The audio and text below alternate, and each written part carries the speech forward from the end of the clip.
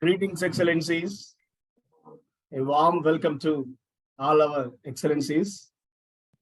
A fabulous day, a wonderful day. Really, today I am personally very happy because our voice is heard by our government of India, New Delhi. Today evening, we received a message from our Union Home Minister, Sri Amit Shahji's office. They inquired about our work, our efforts, the way we are doing this World Peace Summit.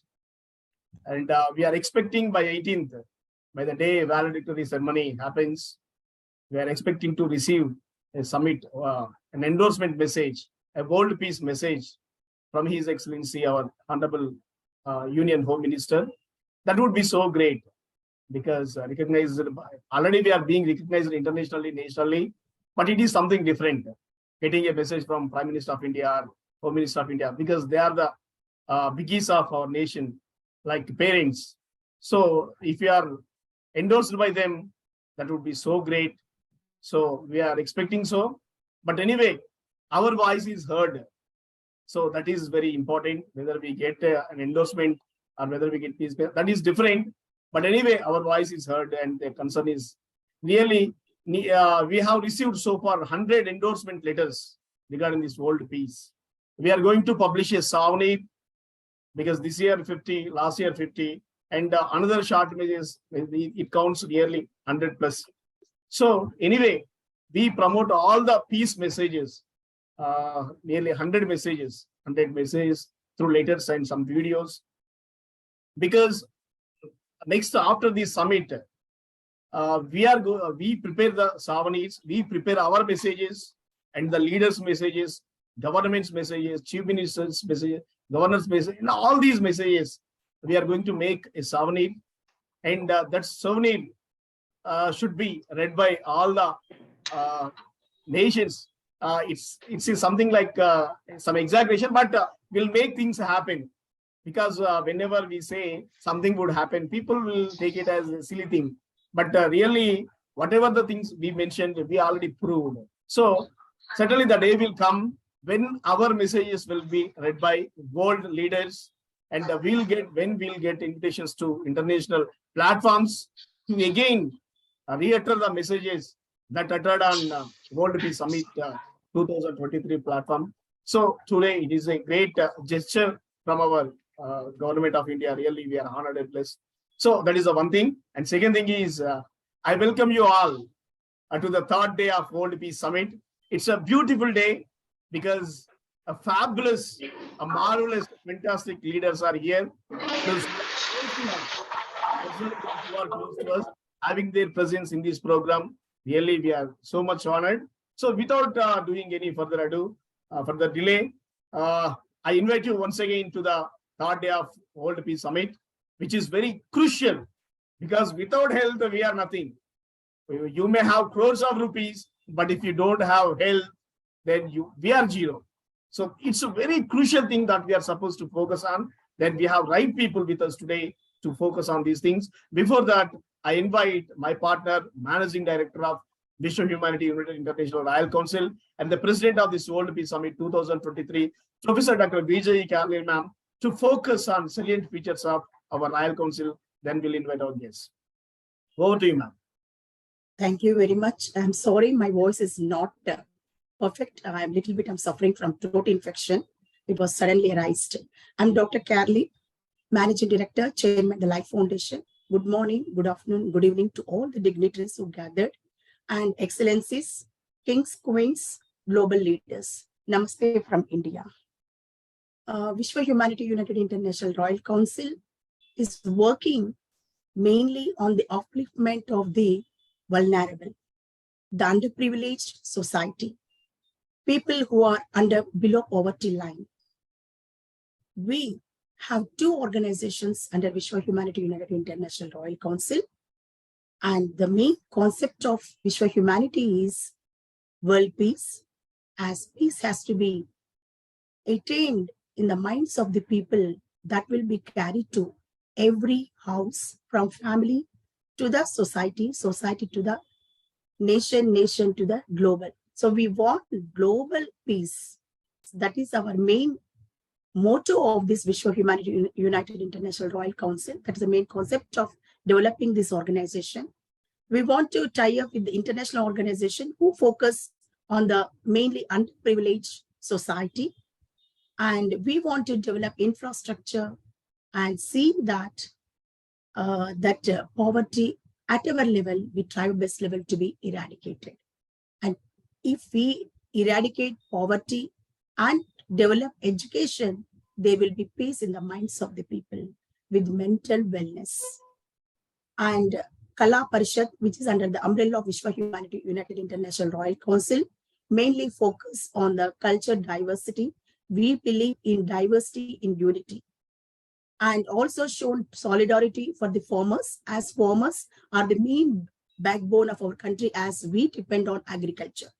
And food is the main product which help the human being to survive and to meet the demands of the growing population. Farmers are only sole support for us. So Kala Parishad has shown solidarity to the farmers and supported the farmers when they are in need, and also conducted many cultural campaigns and programs which bring awareness in the minds of the society, the importance of cultural diversity in unity. And the Life Foundation, I am the chairman. We focus mainly on, we have adopted 55 acres of slum in Saidabad colony, that is called a Singareni colony slums. And we find all the vulnerable people who come from different parts of the India gathered there and working as daily laborers, auto drivers, and they're mainly addicted to the bad habits. And though they have come to Hyderabad and staying in slums to support the family, but they are not supporting. Only women are working hard and supporting the family and seeing that their children will be educated. So they join different schools, private schools, at their level they join. But when I have been to slum, I noticed there is a rape case, that is a 6 years girl has been raped. And I understood, I inquired what is the problem. Then the girls are left, the boys, young boys are left in the slums. And so we felt that they have to be placed in a protected zone. And we have set up educational centers. We believe education only can bring all-round development and also upliftment. And we have set up study center, one study center in the year 2020. And now it is moved on to third study center, starting with 30 children. And now it is 150, raised to 150. And still more demands are high. I'm receiving everyday calls that to increase the number of study centers where all the girls and boys of different parts of the slums in different areas has to be protected. So we support only through our salary. So that I can proudly say that I'm dedicating my salary for the service of the mankind and humankind. So in this way, we are supporting children and they are protected. Now we are not noticing any rape cases or unwanted incidents in the slums. And though the male are engrossed with their own bad habits, like drug addicted, drunken, they will be coming to the slums. But 5:30 to 8:30, the women who complete their works and they take the children from our protected zone, that is from our study center, to their houses, and they're protected. In this way, we're imparting education, developing awareness, what is bad touch, good touch, and also we are protecting them from the vulnerability. So, and the woman has came forward and said that we have to be empowered. Then we have started the tailoring center with 2 sewing machines, now raised to 8 sewing machines. 30 women have been trained this tailoring and they started their own. In this way, at our level, we are supporting the servant maids, and we see that children of the servant maids get education.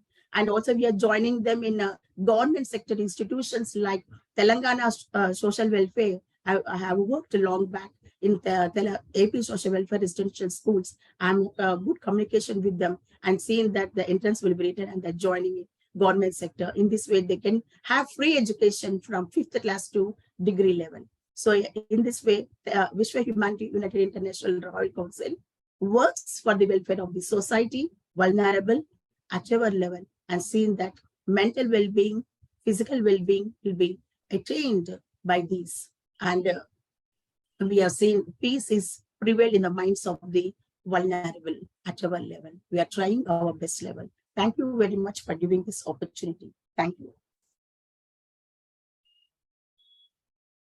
Thank you so much, ma'am. Thank you so much. That's so wonderful.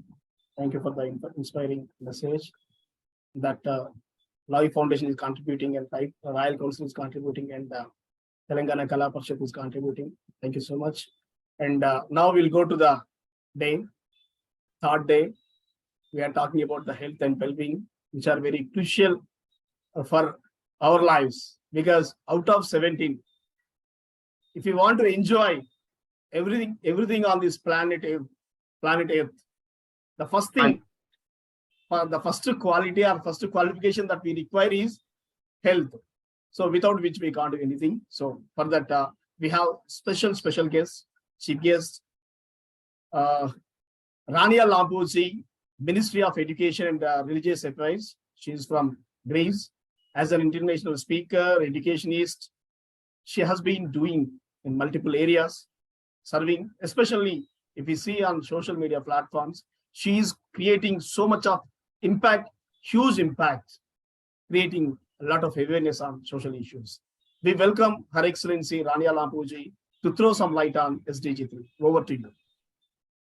Greetings from Greece. Thank you very much for the lovely introduction, Dr. Raja. It's a great pleasure and honor for me to be invited in this great event. I would like to congratulate all the organizers for setting up such a significant conference. And of course, I want to thank you for the invitation. My topic will be health and well-being in schools. Why? Because well-being, as well as health and nutrition, are very important in education. Healthy children and adolescents are better learners and they become healthier and more productive adults. So good mental health and well-being are essential for school students. They help them to learn effectively to cope with day-to-day challenges and develop into resilient young adults. Therefore, investing in health, nutrition, and well-being is as important as investing in education programs, facilities, and teachers. This means that the resources and education expenditures must substantially increase. So what is well-being in schools? Well-being is a broad concept that covers a range of psychological and physical abilities, emotional, physical, social, workplace, societal well-being, physical activities and sports, food and health, substance use or abuse, relationships, sexual health, and parenthood. Unfortunately, school well-being is often overlooked, but it's crucial for teachers and students. It's been shown to have a positive effect on school climate, on student achievement, and teacher retention rate. There are many factors that contribute to school well-being. I think the most important are the school culture, the teacher support, and the student engagement. A school with positive culture creates an environment where everyone feels valued and respected. Teachers who feel supported by their colleagues and administration are more likely to be engaged in their work and create positive relationships with the students. And students who feel connected to their school and classmates are more likely to be engaged in learning and thrive academically. Because you know that the formative years of childhood and adolescence are crucial in the development of long-term attitudes towards someone's well-being, the lifestyle preferences. Young people acquire social and emotional competencies and behaviors in the classroom that support resilience development. Therefore, a framework needs to be established for managing their physical and mental health. So helping kids feel that they cherished as individuals, that school life has meaning and purpose for them is the first step in addressing student well-being at school. This can be done in a number of many ways. Schools should be able to give all members of the school community the chance to take part in meaningful decision-making, create a friendly environment where everyone can feel supported by participating in authentic activities, and effective teaching strategies could, of course, contribute to a positive classroom climate and well-being. Schools also provide health meals, health services, information about diseases, healthy way of living, which is very important for the health improvement of students and their families. And of course, this could protect the students from infectious diseases by teaching them the basics about the prevention of infections and diseases. So the use here of available evidence plays a crucial role in decision-making. Mental health is a great part of well-being, and developing mental health in children and young people is about supporting them to be self-aware enough to find well-being strategies that help them develop positive mental health. Unfortunately, many children and young people do not know how to develop well-being, and they have no or few strategies for positive mental health. This is known as languishing. Languishing is a term in psychology which describes a lack of mental health. Languishing typically marks a decline in our mental health, although we can still function in our day-to-day life. It's a state that can leave us a neutral or flat mindset where we have few strong emotions. The lack of strategies for mental health has been exacerbated by the COVID pandemic. This is important because children miss to school, recreational activities, social engagement, with remote learning. So research shows that children suffer since the COVID pandemic until now from many health disorders such as depression, anxiety, stress, post-traumatic stress, and the mental health also care is not available to those who need it most. The earlier this is done, the better for prevention and improve prospects for the future generations. And the best way to do this is schools, as most children spend most of the time in school. So schools can act not only as a protective factor to prevent the onset of mental health problems, but they can also become a well-being intervention by embedding a whole school approach to mental health and well-being. This is very important. So what we can do, there are a number of things that schools can do to support mental health and well-being. First of all, educators can provide information, resources on coping with stress, anxiety, and depression. They can teach well-being strategies, create safe and supporting environments where students can feel comfortable when they discuss their mental health issue. It's not easy to make children open themselves. Schools can promote positive thinking and resilience by teaching strategies for positive mental health. To promote campaigns, like in Europe, we have a Children's Mental Health Week and Mental Health Awareness Day, I think it's a worldwide day, that help reduce the negative stigma. It is important to make sure that students have regular opportunities to talk openly about mental health and support them to better understand their mental health, how to take care of it and how to talk about it. So encourage more open discussions. This can help break down any stigma around mental health. So it's important also to have senior mental health in the class if it's possible, to provide always continuous professional development opportunities for staff and educators on mental health, engage with parents. I talked about the whole school approach, give students regular opportunities to talk, and always encourage them to look after their own mental health. This is important. This is related to positive education. Positive education is applied positive psychology within educational settings. And this involves self-awareness, how to help the children, how to support them to increase their self-awareness, their self-reliance, their ability to focus, their positive, optimistic outlook, and the emotional literacy and the communication. In Greece, what happens in Greece, in my country, spending on education is low, but the European Union now provides investments, more significant investments and reforms, the Greek education. So Greece is making considerable efforts to modernize all levels of education. Of course, needs to adopt more comprehensive policies to ensure the well-being of schools and teachers.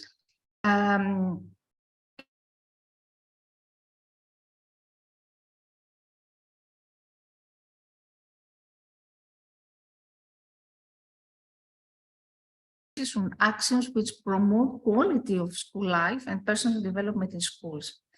And these labs, this contains better living well-being, some thematic sessions, environmental consciousness, interest in active creation and innovation. This initiative of Greece was awarded in the European Union.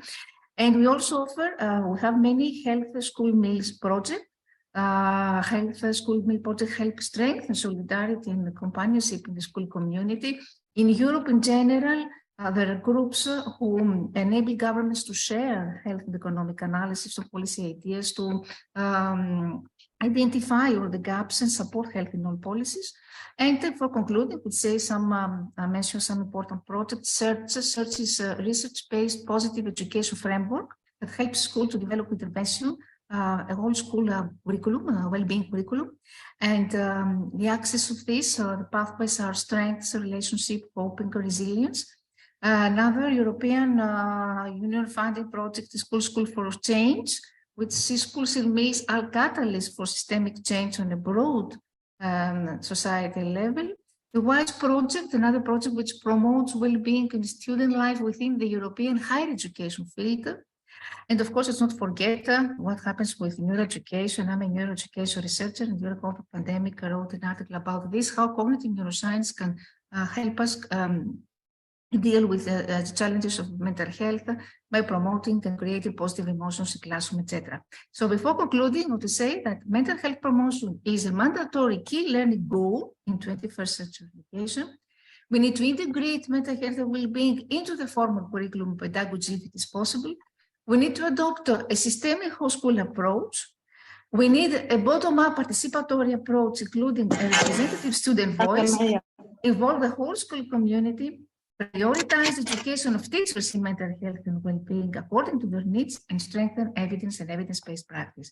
Because now humanity has faced health and other kinds of crises. We know what happens with the COVID pandemic. So mental and physical health of learners are being challenged, and with the knowledge and all these strategies that I mentioned before, we can overcome challenges and obstacles, and we can restore this balance in order for schools to operate in an optimal way.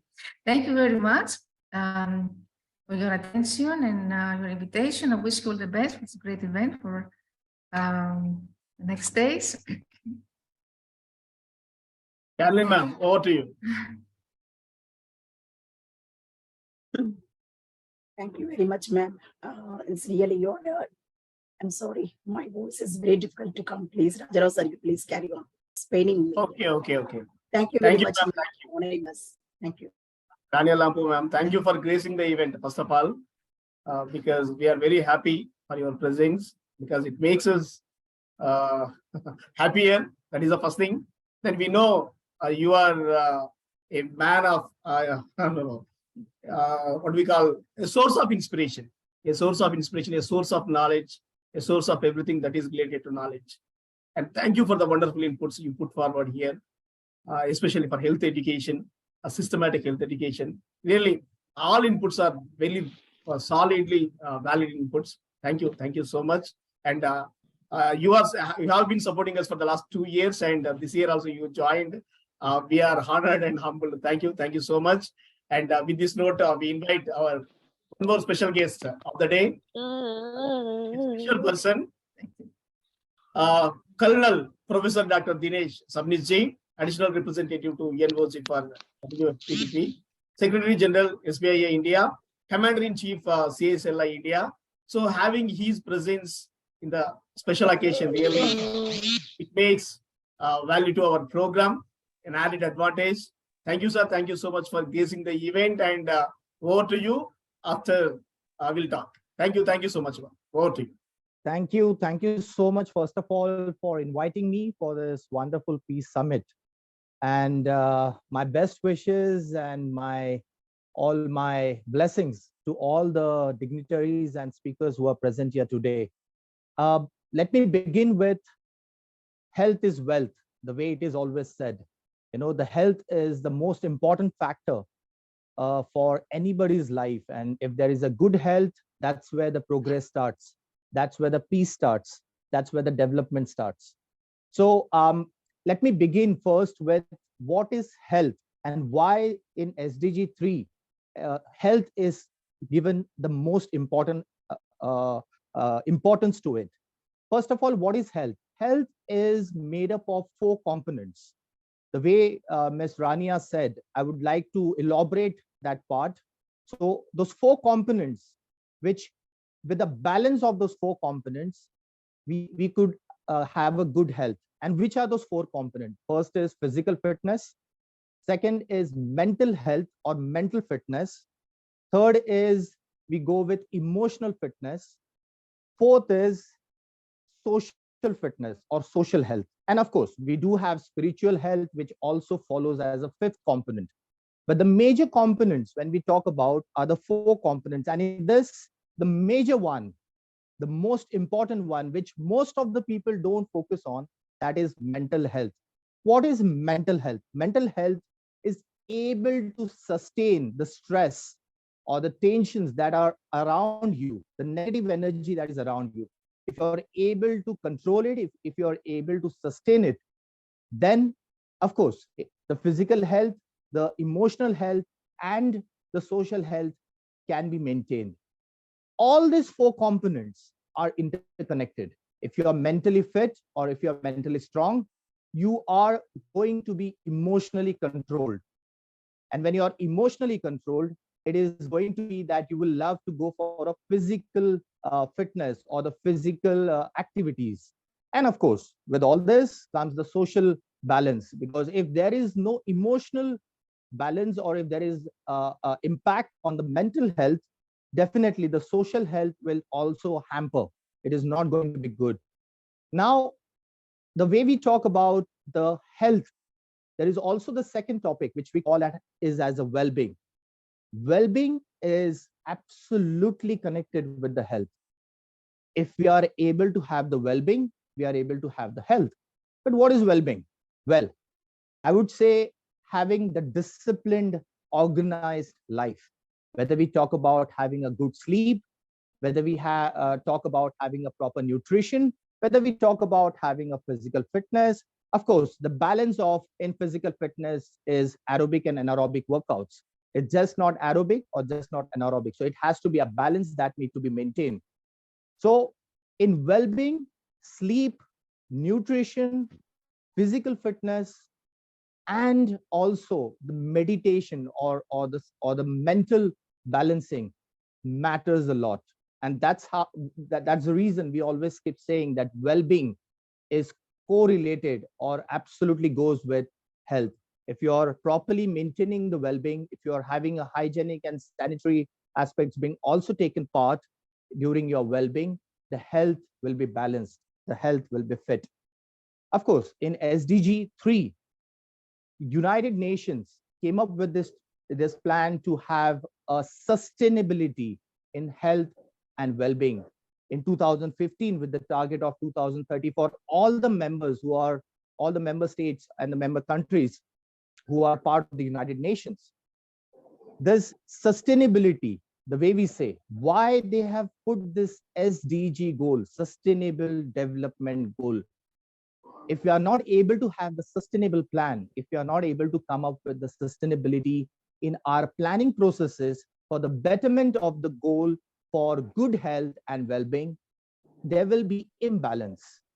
The sustainability plays a very, very vital role. For example, Government of India has been taken a lot of, they have put this lot of emphasis on polio drive. Recently, we saw it during the COVID, 90% of the population was sustainably given the vaccination. If we talk about in the education, we are seeing the happiness curriculum, which plays a very vital role from the point of controlling the mental health for the children in the school, which also is aligned in the corporates, where we also go ahead with the happiness curriculum. If we are happy, we are mentally fit. If you are mentally fit, we are emotionally fit. If you are emotionally fit, we are physically fit and socially fit. So see how the connection is built up. It's very, very vital that we responsible people should look forward for the betterment of health and well-being. If the country is fit, healthy, and have a good well-being and good organized well-being, the country is definitely going to go towards the development. If there is going to be a proper health in that country, if the society have a good, healthy well-being, then there is going to be a peace And this peace is something which is very, very vital in today's world, because without peace, we can't have the development, whether we talk about the economical development, whether we talk about the industrial development or any other development, financial developments. This development requires good health and well-being. And this is something which we all should be really looking forward to come up with some good plans, good sustainable micro plans that could enhance the quality of the health and well-being for our society, whichever country we live. In recent world, there has been so many conflicts. There are so many conflicts which are going on all over the world. I'm not going to talk about the countries where the conflicts are going to or taking place, but yes, there are so many conflicts which are on. If we talk about in the Asian continent, if we talk about in African continent, somewhere this has to stop. And this peace, I think the first stage or one of the stage, that is SDG3, which talks about health and well-being, is very, very vital. I hope I'm able to convey some message in this Peace Summit for all of you who are listening there and the one who are going to listen to this, the recording, what we have for this today's summit. So my conclusion will be that let's have a good health, which can give us peace and development. Thank you so much, and God bless you all. Thank you, dear brother. Thank you. Thank you so much. Actually, our Rania Lampuji, she built a foundation, and then that foundation, you have built a castle. So fabulous, brother. The way you have connected health and well-being with the peace, really, that's next level. Really, thank you so much, dear Professor Dinesh Ji. You have done a fabulous job. We are very much happy because you are here. I always say that the presence is very important, first of all. Then the second thing is message, because message is always good, because whenever we invite the people, we know they are all very well-versed people, resource persons, we know that. But the presence they give us in the platform, that's very important. Thank you, Ji. Thank you for the wonderful presentation and the way you connected, especially the mental health. Really, nowadays, people are least bothered about that. But if we see the people who say that they are 100% certified, 100% certified, 100% healthy people, but if we check their mind, that is entirely corrupted. They don't know, they don't accept it. So that's what our society. But anyway, you have thrown light on beautiful things. Thank you so much for connecting, especially with the health to peace. Thank you, brother. Then we have a special person, always happy person. Always happy person. Dr. Sujata Singh ji, are you there? Can you please switch on your camera so that we can see you? Yes, my camera is on. I'm here. Yes. A special person of the day, the keynote speaker of this program, Dr. Sujata Singh ji, who is popular author, TEDx speaker, life coach, sound and spiritual scientist, and especially above all, a great humanitarian. Really, whenever she gives a message about sound, because it's not just sound to health, health to sound, a unique concept, a unique person we have today in the form of Sujata Singh ji. So the moment we asked her to be the keynote speaker of this event, she said happily accept, and she is now here, and we'll share a lot after her presentation. Over to Dr. Sujata Singh ji. Thank you so much, Rajaram sir. And it's always a pleasure. This is my second year, and I remember how beautiful it was last year. So we are going to talk about health, and as we have heard from Rana Lampo ma'am, as well as from Dinesh sir, they've so beautifully put up the various aspects of health in its various forms, the various levels of health. So today I will be putting it a little more insight into understanding how we can make it better. And as you rightly said, it's all about sound. So yes, I will be covering a little bit about meditation also here. So when we talk about health, the most important aspect, which according to me, here comes that the ability to manage stress positively and look at life positively, able to enjoy and judge life positively is where well-being starts. However, when we come to health, it's about the human sustainability, which is about maintaining and improving the human capital in the society. As we all know, without human beings, this world will not be able to even sustain itself. In fact, with regards to its economic development, with regards to its social development, and also with regards to its sustainable environmental sustainability. Often we look at a number of people taking health for granted. Yes, till our age, we feel that we are all fine and we can move on. But however, Sustainable Development Goal 3 of the UN is based on the idea that human societies must live and meet their needs without compromising the ability of the future generations to meet their own needs. And yes, at all ages, this is very important. Being in good health, physical, mental, emotional, spiritual, and social, at all levels, across all age groups, is very important.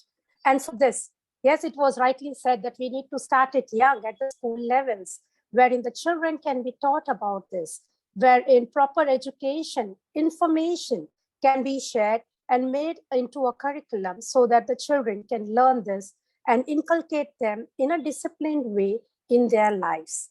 Now, when we are talking about this, it's not just the schools, but it's also the corporates. It's also the government departments. It is also for the whole nation to come together and take this on a war footing, because without health, there is no life.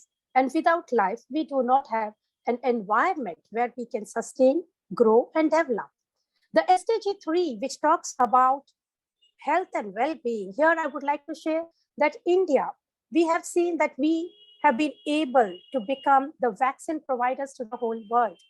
But somehow still we are lagging a little behind because of the disparity between the rural and urban infrastructure with regards to health, with regards to the information passing on to the rural part so that we can have proper health services for them and the awareness being created through the right education. Again, coming to this aspect of meeting the human needs, there are major problems faced, as we all have seen. The physical activity and nutrition not being in place. Obesity is the next big problem, which all nations across the world is facing, especially the urban societies. There is substance abuse. The increased rate of problems with regards to mental health is the biggest alarming situation today. And yes, mental health is something which we have to focus on so that, as we know, we had a pandemic recently, but the parallel pandemic which is coming up is issues with mental and emotional health. Most of the governments across the world are now concerned about this, because if it is not handled now, I am sure that as per the statistics which has been studied, we will have to have a lot of funds pumped in to handle these issues. And mental health issues, as we all know, is far more difficult to handle than the physical issues. Again, 93% of the physical issues which are faced by human beings are related to the mental health not being handled well. Strangely, we are only focusing on the pharmaceutical research and development to see that physical conditions can be taken care of. However, I guess it's time to shift and look at those aspects which needs to be handled, and that is the mental and emotional wellness. Where there is wellness, physical conditions get better. And if the well-being is ignored, lots will be pumped into in the form of funds to cure the physical ailments. Every time there is a physical ailment which needs to be catered, there is not just a loss of resources, but there is also a lot of other factors associated which could have been used up, called as opportunity cost, that will be hampered. So it's very important that each and every country starts looking at mental and emotional wellness as the most important aspect as the pandemic which is coming up and which needs to be handled. As per the research done by the WHO, 1 out of every 5 adults is undergoing mental health issues. That is an alarming situation. According to the NIMHAN study in Bangalore, it was studied that 1 out of every 7 Indian, if not handling their mental health properly currently, they would lead to medical conditions which may need psychiatric help.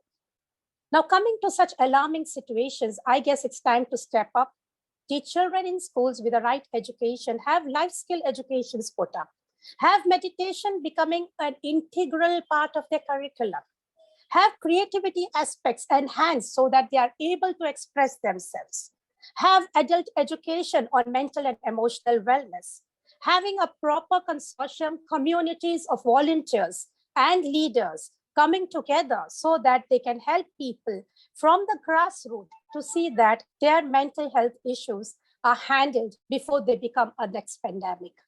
Again, the elderly need a lot of emotional health, emotional scaffolding. They need a lot of social belongingness. That sense has been missing now. So again, training people, the volunteers, to take care of that, bringing up societies and communities so that all of these issues can be handled.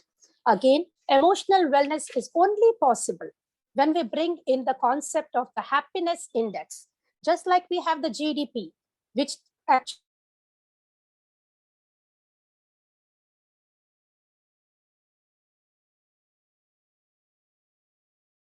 ranking we are at, what is it that we need to benchmark, what are the aspects we need to leverage on, what are those aspects which we need to see as threats and start our research and development, have people getting qualified in the subjects and push it up to the sense that they are able to move ahead with awareness and curb on the various resources which will be used on these aspects rather than being used on other development aspects of life.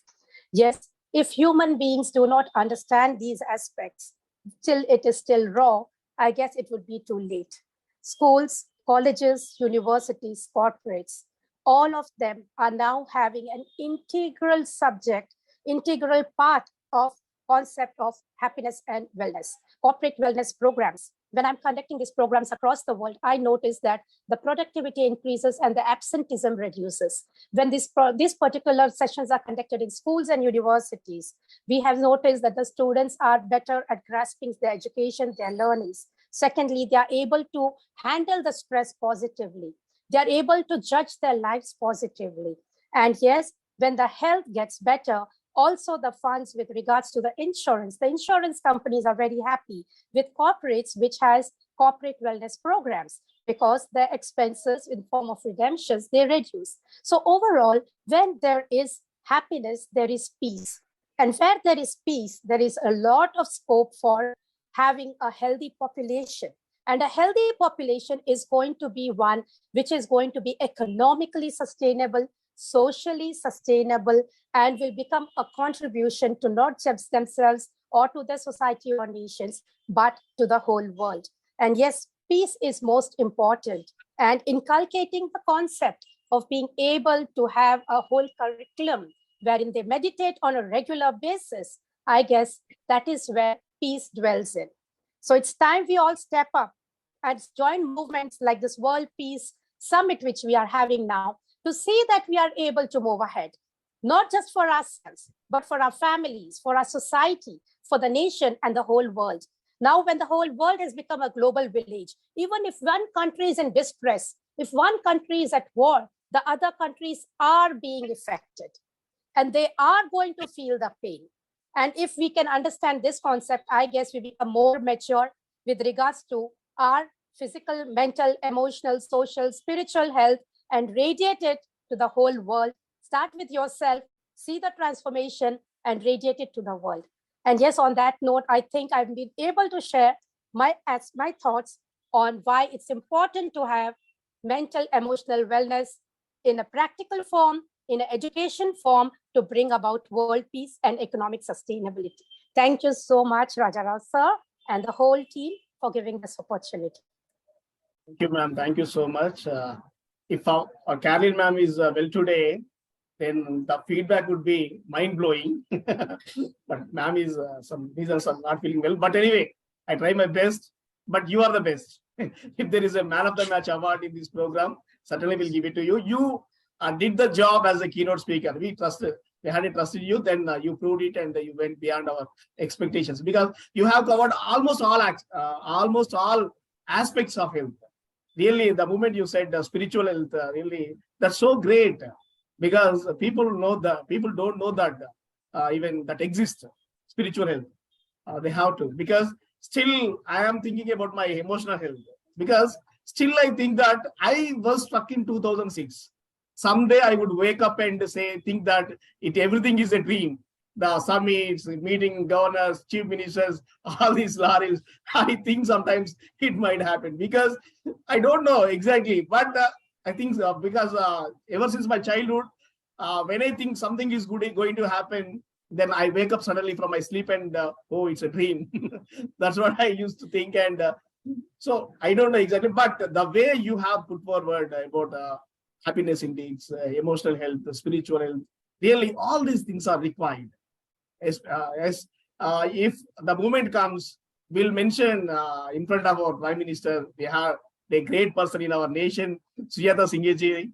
Our nation needs her services in happiness, because that is what missing, not only in India, everywhere. People think that they have money, but they don't have happiness. So that is required, because the moment we see the people, we can pursue. So that's why I said before I introduce you, you are a happy person. Because you're blessed to smile, right? And one more person we have, because she is very special, especially Nadaji, are you there? Yes, I'm here. Yes. One second. She starts a program in Indian time at 6 p.m. and the program ends at 11 p.m. But at 6 p.m., the same smile, and at 11 p.m., the same smile. Really, actually, running a 5-hour program is very much tiresome. But for International Internship University, and from Pradipta Mandal's program, she conducts numerous programs for various organizations depending on their requirement. But she would help any organization if they ask her. The first moment they enter, the smile, and the moment she leaves the program, the same smile. Really, so that happiness, because that smile not only makes her happy, but everyone, whoever joins that program, because I feel always blessed to pronounce my name from her, because whenever she pronounces my name, she says Raja. So I feel it's a privilege and honor, because she has that magic in her smile. So she makes everyone happy in her program. So I felt very happy. So that she has chosen that health and well-being. The moment I saw the topic, she has to be here as a special guest, and she has to share her experiences, because our experience are the best lesson, because this program is meant for that. Because in future, you may believe it or not, but this 2022 and 2023 World Peace Summit will stand. It will stand, because there are 100 international visionaries and several governments who trusted us in our concept, and they sent us their messages. So, and here, in number of visionaries, they are joining, they are spending their valuable time with us, because they know the worth of this program, and they are giving their valuable messages. So now we have from Croatia, we have Professor Nada here to share her views on this beautiful topic, SDG3. Over to you, Professor Nada. Thank you, Sir Raja. Thank you for this opportunity. Really honored to be here today. Thank you, Dr. Caroline. Amazing speakers, guest speakers before me, Grace Sujata, all amazing. Yesterday, after zero hunger, no poverty, we come to the well-being. So, Sir Raja, can I share my screen? Yes, please. Okay, give me a permission. Thank you.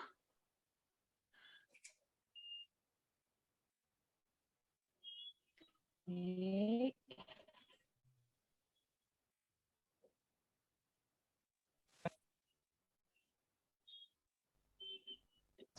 Okay.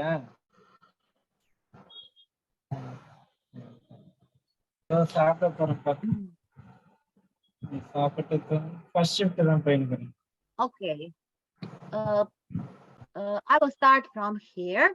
So coming from Croatia, we are here in Croatia really taking care about the SDGs a lot. me in all my subjects are involving all 17 SDGs in my curriculum and all what I'm doing for my students. So today, wealth is health, the SDG3. So if we have a poor health, we are really poor. So how to make that, how to achieve that? So we need to have always a positive mindset, positive emotions. Every morning, we need to take a deep breath, not only one deep breath, 3 deep breaths and say, God, thank you. We are alive. We need to have today a very special day. So our mental health, this is the best way. We need always to create the calm. So you see this beautiful island, this beautiful heart. This is an island on my Croatia Adriatic Sea. We have so many islands. So I'm lucky because the coast is nearby me. And when I don't feel good, I always go to the sea or to the forest. We have a beautiful nature. So, Mr. Raja, Dr. Caroline, I hope that you will visit my country once and you will see, then you will really feel very good, very good. Some glimpses, some little inserts from the beaches, from the beautiful places from my country, how we do. So before already professor talks about the wheel of the well-being, so taking care about the emotional, spiritual, financial, physical, rational, professional well-being, all is for us important. How can we do that? We need to keep learning. We need to connect with other people. We need to share our knowledge. What it means to have a knowledge if we don't share. So being very active on the educational, on the humanitarian base, everything we need to involve, learn new skills, to share new skills, and that will make us really happy. And that has a big influence on our mental wealth and our mental wealth. We need to have these healthy habits. Is that healthy? No. So talking about digital literacy, financial literacy, media literacy, we need to talk about ecological education and the literacy. So it is coming here. We see here that malnutrition is a big problem. Every $1 invested in the school meals has a $10 return. Yesterday, we were talking about the zero hunger, how to stop that hunger in the school. We see the students coming in school with the empty stomach. Isn't it for our heart? I cannot see that so many times I can say we make celebrations. Not why I want to make a celebration. I want to give that students a food. That is something what we are doing today. We have a big promotion. We have a big open day. And what we do, all students have a great lunch. And that is why we are organizing that kind of ceremonies. We don't need to prove nobody. We don't need to prove nobody how good we are. We need to do good actions, good things we need to do. How will we prove that we are a good person? So all these 70 SDGs, talking about the nutrition, education, helping the families, giving the right foods, giving the healthy foods, giving the eco foods. We have so many we have a beautiful environment, forests, lakes, fields. So we have all to make a eco food. We need a production. We need a production to give that. So starting from us, our family, our community, going on the national level and on the global level. As our Sir Raja said, what it means to have a lot of money, that people are not happy. I'm sure that people are not happy. We are happy with that, what we have. And if we can give that money to other poor persons, so that is our mission. We have the we have these principles. We need to educate our students about this principle. We need to have this kind of subjects in our curriculum. They need to know, because today we know that we have so many fat students who have more, the bigger weight than they need to have. So they need to eat less. How? What are the principles? What are the universal principles? How to eat and how much to sleep. So taking proteins, taking fats, that is very important to know how to make a meal. And this pyramid, we know that when we take many energy or calories, we burn. We know that we gain the weight. So when we will lose the weight, when we take in less energy, that we can burn. So energy balance is very important. We need to make it. We need to do that. And we need to know all these phases, case studies, reports, studies. So many researchers today are showing us what we need to do with these school meals, how to give the students, what the student meal needs to have. Student meals for all, that needs to be everywhere around us. So these studies are showing how much energy, how much nutrition, how much micronutrients we need to take. Is it a lower, or it is not? How many calories by day we need? So every day, I will repeat, millions of children around the world are going to school with the empty stomach. So the people who have money need to share the money, need to feed these poor children. That is happiness. That is only happiness. So you see what it means, happy life. Healthy body with a healthy mind. How can you have a healthy mind and a healthy body? You need to think that. So here in Visual Community, here we are doing these actions. Our Grace Raja and Madame Caroline and all here today, yesterday, tomorrow, and all these people, educators, entrepreneurs, all are doing great work. So that is what we need to do. And if we want to make a decent growth, economic growth, social growth, we need to know that nutrition is in the heart of the SDGs. Every $1 invested will give you $16 return. You have $16 return, and you can share that money. Think about it. Think about that. Think about the meal. Think what will your students think first. Can you think about that your children are happy, other children are not happy? So let's contribute to this SDGs. Somebody will say, why are you talking about the SDGs? Why SDGs? Why SDGs conference? People don't understand. People don't understand the importance of this, because everything today, what we are doing in any field, everything, every action is a contribution with the SDGs.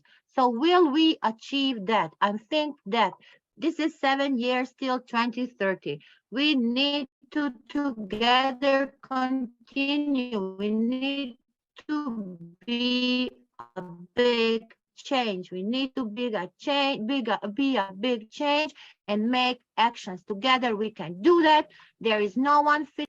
And if we learn the students the models, they will understand. Thank you. Thank you for your attention. Thank you, Excellency. Thank you so much. Thank you. Thank you. Thank you so much. It's so amazing the way you have focused on nutrition and investing $1 and returning $16. The concept is so beautiful. Really, that has to be discussed once again, because it would benefit nations. So really amazing, the journey through nutrition, because the three speeches are different and this one is different, because you have taken to next level by going into deep inside with the subject of nutrition, and the way you have presented, really marvelous. We know that you can present in that way, but the subject is different and the concept is different, and taking into health and well-being next to peace. That's so amazing, Excellency. The journey and the connecting points are dotted fantastic and fabulously. Thank you so much, Nadaji. Thank you. Thank you so much. You did a wonderful job. Thank you so much. Then we have beautiful people. We are going inviting us. Thank you, madam, for inviting us. Thank you very much. Thank you. And Madame Caroline, be prepared for 5 June. We are having a celebration. Sure, ma'am. Definitely will be And there. take Thank care you. about your voice, please. Yes, ma'am. Tomorrow I will be all right. I'm under medication. Thank you. I think Ambassador Smiley Mukta from USA, she's there, I think. Smiley Mukta ji, are you there? Ambassador Smiley Mukta ji, we are going to second session. Okay, she's there. Let me introduce Her Excellency, Ambassador Smiley Mukta ji, who is well known as global icon, a green queen, sustainable development ambassador, and peace queen. She has been here from USA. We are honored to have her presence. Over to Ambassador Dr. Smiley Mukta ji. Thank you very much, Dr. Raja Rao and Professor Carolyn. I should give a big, round of applause to both of them for conducting this beautiful, beautiful session. It has not been easy to conduct such interactive and informative session, and always inviting me, because maybe I'm not that very much active, but, for this platform, I always feel privileged and highly humbled and beyond gratitude to be a part, to be heard in my own humble opinion. Well, as, as I always say that I bring things on the table as a straight shooter and a fact finder. For me, well-being and healthy, it is, to my opinion, I would only reach out to each and every one. Healthy doesn't mean eating healthy and living a healthy lifestyle. For me, I would appreciate to bring this with my opinion that how healthy are we as a human being? Are we looking into that aspect? No matter how far we go, in this fast-moving materialistic world, we all are running with a higher speed of being not generous, not happy, under stress, not uplifting, not supporting, not cooperating, and having hatred, compare, compete. What are we doing? Where are we going? We are all in this planet to add value, just being valuing yourself. If you really ask me, these matters a lot. For me, when I have different kind of clients, they always come back and say that, ma'am, we are eating healthy. We are eating plant-based, we are doing yoga, we're doing meditation, we are following spiritualism, but still, I'm not healthy. Still, I'm seeing doctor. What is the reason behind it? Remember, God has given us everything, full power, with a full force of positive sense. Just like a simple example, God has given us a remarkable tool, or rather I can say, to beautify yourself with a simple smile.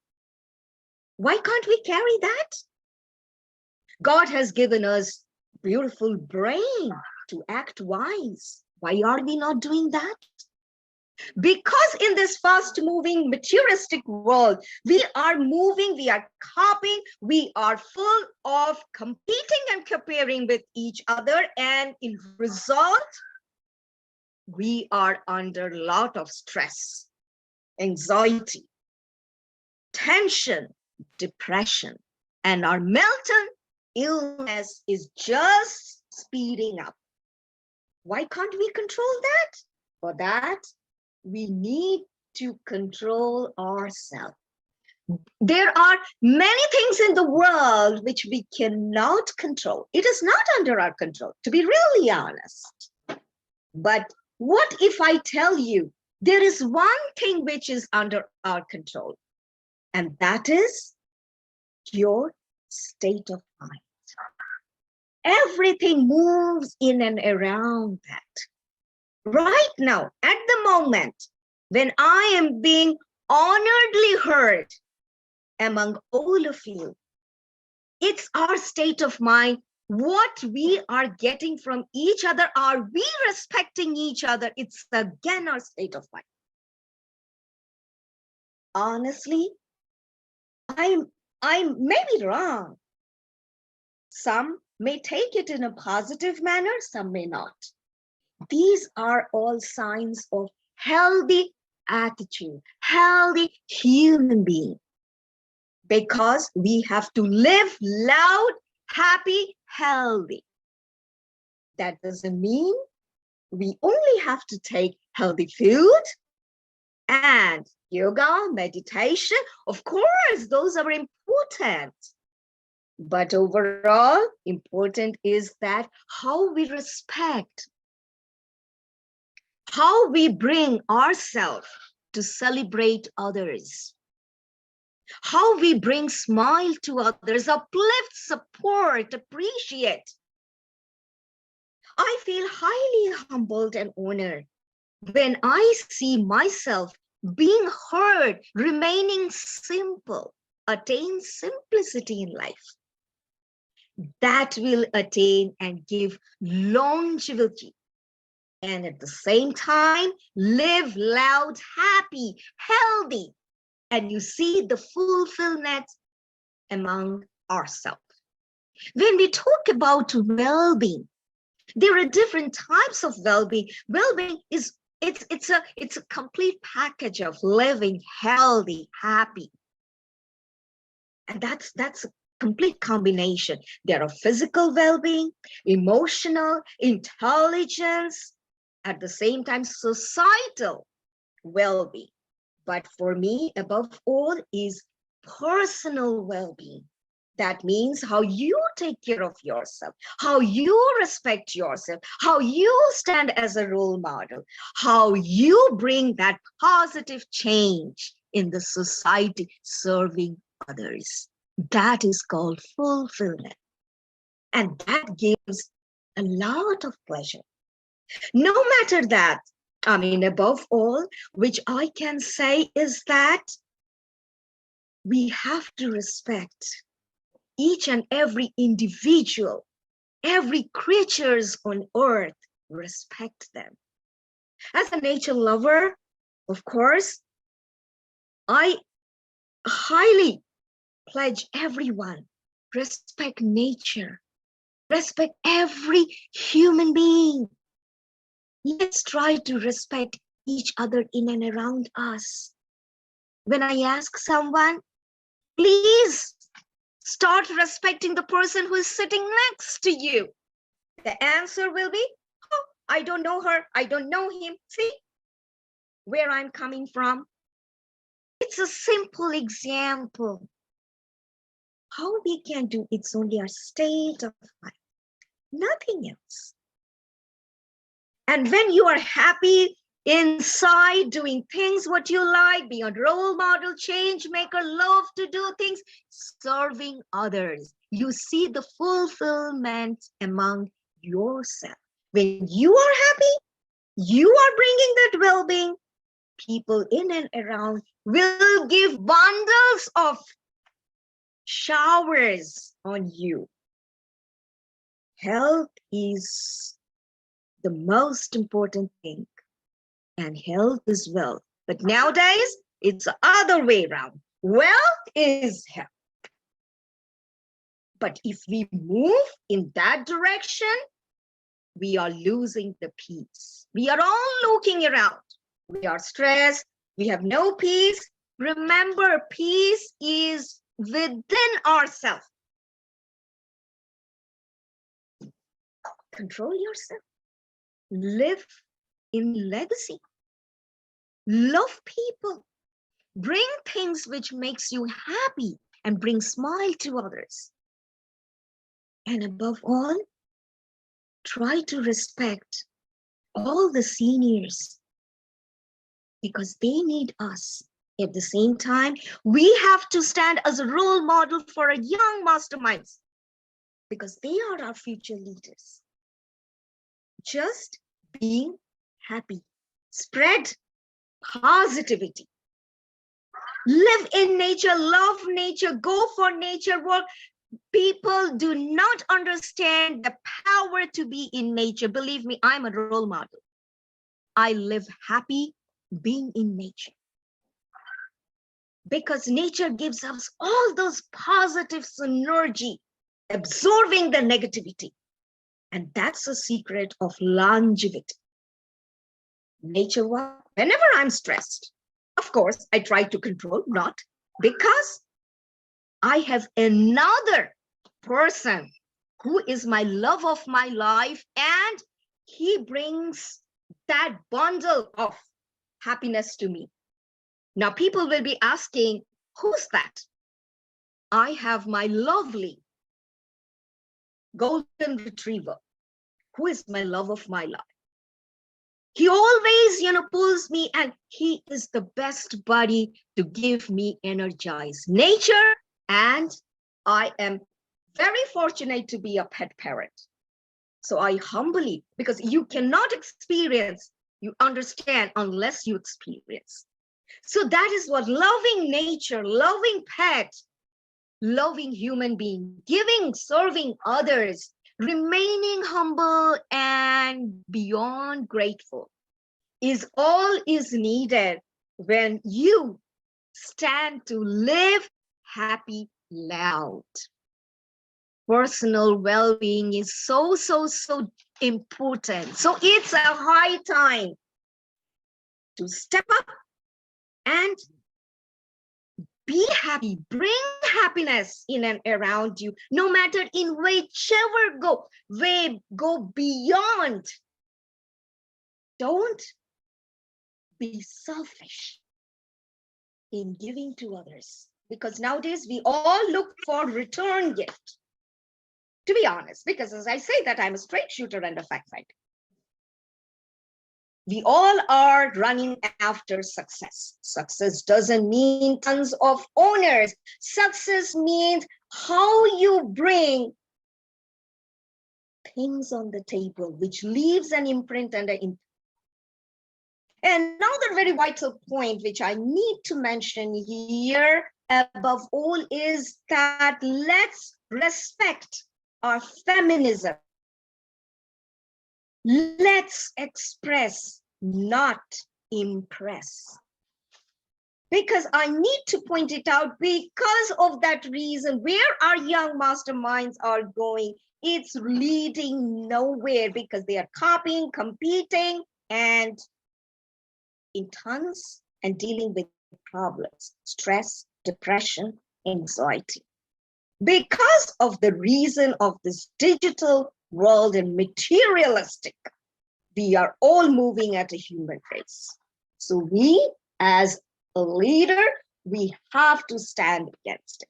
Because when we are happy, we bring others happy. We bring that positive vibes, energy to each one of us. I know I have to pause now. I'm a person, I can keep going on and on and on. But respecting the time, the value, and all the eminent personalities here, I need to leave a flow with my wrapping message. Let's step up. We are all in this world as equal as every human being. Let's love, live loud, happy, give others, and see the bundle of happiness shower on you. Is my promise.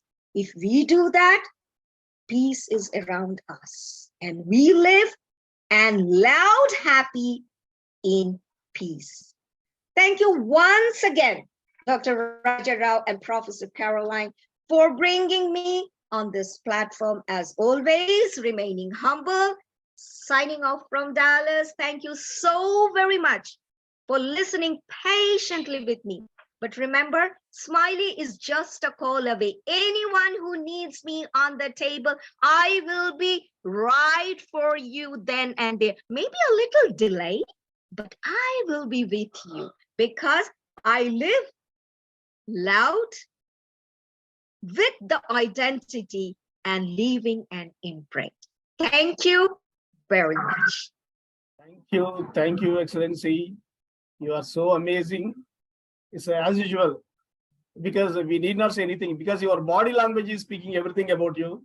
You are so energetic, and your energy vibrating. So all are actually, it has taken 20 minutes time. In second session, only 5 minutes, because there are 10 I'm speakers. so sorry. No I'm problem, so no problem. sorry. Because we are enjoying. Because you have given the knowledge of health, not from outside, but from inside. So it's very close to our heart. We feel honored and humbled to have your presence. We know that because last year only we discussed how you did with all these herbals and all. You are doing a fantastic job, because you are giving Indianness to international community. That's so great. Fantastic job from giving health from herbals. That's not a simple task, but you are doing a commendable job. And you are is live example. You are a live example, because your energy speaks everything, volumes about your persona. Thank you, Excellency. Thank you so much. We have beautiful people, other beautiful people. Let's invite, but please know that it is a second session. This session carries only 5 minutes per speaker. Please do support, because by 10, at any cost, we have to conclude this program. So that let's make it 5 minutes, so that we'll do on time. Okay. Anuradha Jainji, Bean Architect, Founder and Director. We welcome Anuradha Jainji to address the gathering. Anuradha Jainji, are you there? Then we'll go to Queen Victoria Godwinji, CEO of Dynamic Empire Global. Excellency, are you there? Queen Victoria Ji? Yes, she's there. Yes, thank you. Thank you so much. It's your time, CEO. Hello, good evening, everyone. Because here in Nigeria, this is evening time. I'm very glad to be here once again, and I'm grateful. So today we are talking about health. You know, health is very paramount in everyone's life, and it's one of the things that is very, very important. You know, good health is everything. Health is the state of the well-being of everyone. We have both emotional, mental, and social health. And I believe I've actually been in the medical phase for some time. Let me say from 2012, and I've seen a lot. You know, if you are not healthy inwardly, you are not even healthy outwardly. How do I mean by that? What I mean is by taking care of your body, your mind, your mindset, the food you eat, the exercise you also do helps you to keep fit. If you are not healthy, even in your place of work, anywhere you are going, you can't work well. So for you to be healthy, you need to take care of yourself, take a lot of vitamins, and actually take a lot of balanced diet, fruits to keep yourself in a good shape.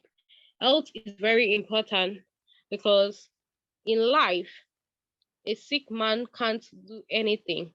Neither can a sick woman do anything. So for you to be healthy, you need to also be positive in everything you are doing. If you are not positive in your thoughts, negative thought also bring someone down. It also make you feel depressed when you have a lot of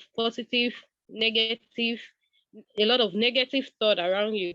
So once you have positive thought always around you, you can be very better in everything you do. You can be better in your place of work. You can be better in your everyday thinking, your everyday to-do list. But when you have negative thought, negative occasions around you, it brings you down. Even in your health, you health wise, you can't function well. So I believe that good health has to do with your mental state of mind, because mental health is very important. It's very, very, very important. Everybody needs a good mental health and a good mindset.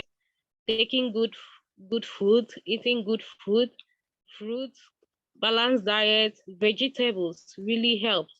You know, like in where we work, and you have a deficiency in the food you eat, it really brings you down. It stops you from moving forward. It also stops you from doing the little things that you can do. So health is wealth. No matter the money you have in this world, when you don't have good health, when you are not functioning health-wise, it's just nothing. So I believe that we need to keep ourselves fit. We need to exercise. We need to take a lot of vitamins. We need to take a lot of fruits, a lot of vegetables to keep ourselves healthy. And apart from that, so we also need a good mindset, because without a good mindset, without a positive mindset, I believe that everything we are working for is nothing. If you don't have a good mindset, you don't take care of your body, the food you eat, and you don't exercise, you don't think positively, everything you work for is going to be on the drain, because your health will be affected. And having deficiency in your health is very, very bad. Like some weeks ago, I was trying to plan a program, and I didn't really I want to take care of my health. I was just going about with my busy schedule, and the next thing I discovered myself was feeling so down. So the doctor was like, why don't you rest? Walking without resting, walking without taking rest also deteriorates your health. So what you need to do is rest, take good rest. Rest is very important for your health. No matter what you do, no matter your busy schedule, no matter your work, have a little time to rest. It's really, really helpful. So health is wealth.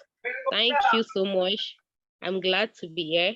And I know with this little few points of mine, you will rest and you will also think positively. Health is wealth. Thank you.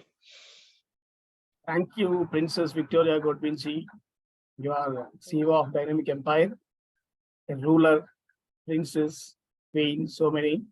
But whatever you said, 100% applies to you. You need to take some rest, because your face is saying that facial experience like that you are working very hard. Take some rest, please. But you have given the beautiful advice about the food. Really, food is the panacea for all problems. Really, if we take good food, really, that is a great, good suggestion. We think of that hospital, this hospital, and that nutrition. Okay, those are all good, but the basic thing is good food. And the way you have focused on the food, and the second thing, rest, really, two are very important. Thank you so much for that beautiful presentation. In spite of your busy schedules, in spite of your highness, but you have patiently given a beautiful presentation. Thank you so much. I want Carolyn ma'am to interfere here to appreciate Victoria ji. Carolyn ma'am, over to you. Okay, enough. Then I invite Dr. GM Archana Priyadarshini ma'am, who's the principal of TSMS Mankundur, Karimnagar. Oh, really so great to have our Telugu speaker here. Ma'am, over to you. Thank you very much, sir. I'm very much delighted and for inviting me to this platform, especially Vishwa Humanity United International Royal Council Chairman, President, Excellencies, and all the global leaders.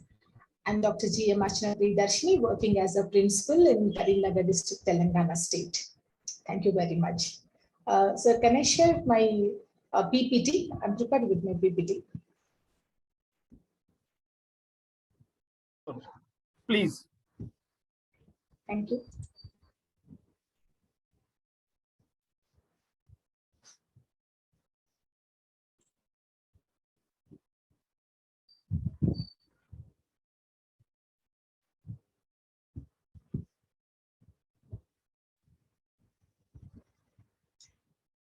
It's on my desktop, sir.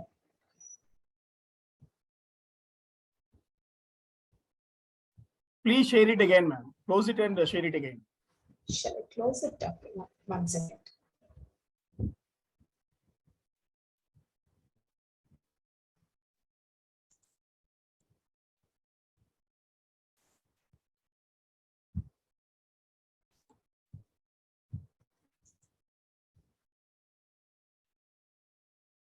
This one.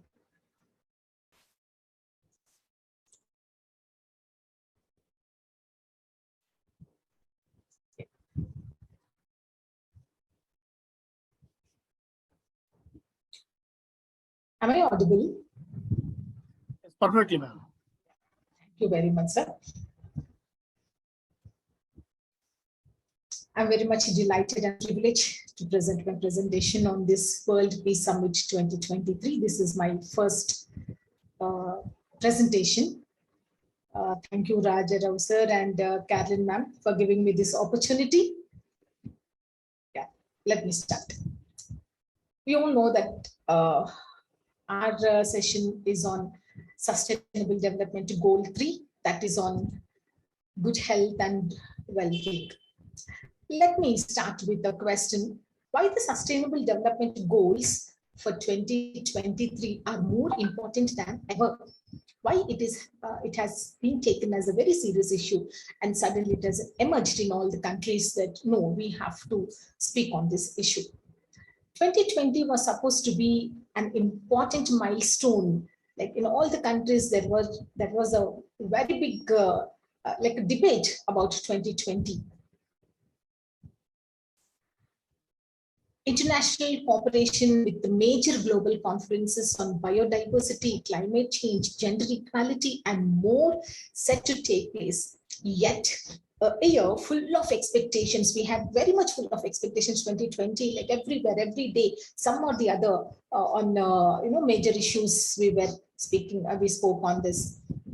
Yet a year full of expectations and updates was ultimately cancelled due to the global pandemics. We all experienced recently, like recently on this pandemic. Now, how this can be helpful? Can helpful as recover more quickly from COVID-19. We all experienced, it was a very bad experience to everyone who has lost, of course, even I lost my mother during that pandemic also, but it isn't a one-off occurrence. It's one connection in a larger chain of climate inactivity, habitat destruction, disrupting public health systems, widening revenue, and the gender gap that we are all playing for. All these are playing very major roles in distracting the environment. Next question is, what are the Sustainable Development Goals for 2030 then? We spoke about 2020, of course, but 2030, what are the goals? The Sustainable Development Goals are also known as global goals, are universal goals designed to end especially poverty, protect the planet, and ensure that everyone can enjoy peace, prosperity by 2030, which are the major issues in all the countries. In each United Nations member state, they are concentrated around 6 themes, especially dignity, what recently Madam said, dignity, people, the environment, partnerships, justice, and prosperity. All these are required. The major themes have centered. These goals go beyond economic development to encourage social development. The SDGs aim to promote and tackle other major global issues, including climate change, which we are facing right now, economic inequality, innovation, sustainable consumption, peace, equity, culminating of 17 goals we are supposed to discuss. 169 specific aims and 232 targets are in front of us. Now let us talk about today's topic, SDG goal number 3. Ensure healthy life and promote well-being for all the ages, right from the birth to death. Targets: reduce MMR, IMR, U5MR, end communicable diseases, prevent substance abuse, universal access, reduce 1/3 of premature mortality from non-communicable diseases, and half the deaths from road accidents. Well, let us see what is this MMR, IMR, and U5MR. Ensure healthy life and promote well-being for all at all ages. MMR is maternal mortality ratio, infant mortality ratio, IMR, and U5MR is under 5 years of age mortality rate. is closely related to some negative socio-economic factors like malnutrition, low immunization rates, and education, just now what other speakers have spoken about it. Now, what are the aims to reach the goals? To ensure healthy lives and promote well-being for all at all ages. Health and well-being are very, very important at every stage of one's life, starting from the beginning, from the birth of a child. This goal addresses all major priorities like reproductive, maternal, newborn, child and adolescent health, communicable and non-communicable diseases, universal health coverage, and access for all to safe, effective, quality, and affordable medicines and vaccines. I'm really thankful to our Telangana government. When this pandemic was affected, we got good vaccines where many lives were saved. And to prevent needless suffering from preventable diseases and premature deaths by focusing on key target that boosts the health of a country's overall population. Regions with the highest burden of diseases and neglected population groups and regions are priority areas. We have to focus on these areas where really neglected population groups are there. Goal 3 also calls for deeper investments in research and development, health financing, and health risk reduction and management. Well, let us see the targets. Target number 1 in front of us by 2030, reduce the global maternal mortality ratio to less than 70 per 1 lakh live births. Can we? Yes. If the questions say, can we? Definitely, if you all put our hands together and save the environment. Sorry. Maternal mortality refers to deaths due to complication. Why these deaths are occurring? It's just because of complications from pregnancy or childhood. If we take care of these people, I think we can reduce. Accurate measurement of maternal mortality remains challenging and many deaths still go uncounted. There are a number of hospitals where it was unregistered. And many countries still lack well-functioning civil registration and vital statistic systems. And where such systems do exist, reporting errors. There are many errors even if you find out. Whether incompleteness, unregistered deaths during pandemic, there were many lakhs of people were unregistered, also known as missing, or misclassification of cause of death, continue to pose a major challenge to data accuracy. If we have the correct data, I think we can definitely make sure that the death rate can be reduced. And how we can control this? If we have skilled attendant, every government institution, if they are trained well and if they are skilled attendant, definitely we can reduce the mortality rate. Having a skilled healthcare provider at the time of childbirth is very, very important. Many of the women lose their life at the childbirth. So life-saving intervention for both women and newborns. Not having access to this key assistance is detrimental to women and newborns' health because this could cause the death of the woman or the newborns or long-lasting morbidity. Achieving universal coverage for this indicator is therefore essential, very, very essential for reducing maternal and newborn mortality and morbidity. The next target is by 2030 in front of us is to end the preventable deaths of newborns and children under 5 years of age. That's not what we said, that U5MR. With all countries aiming to reduce neonatal mortality to at least as low as 12 per 1,000 live births and under 5 mortality to at least as low as 25 per 1,000 live births.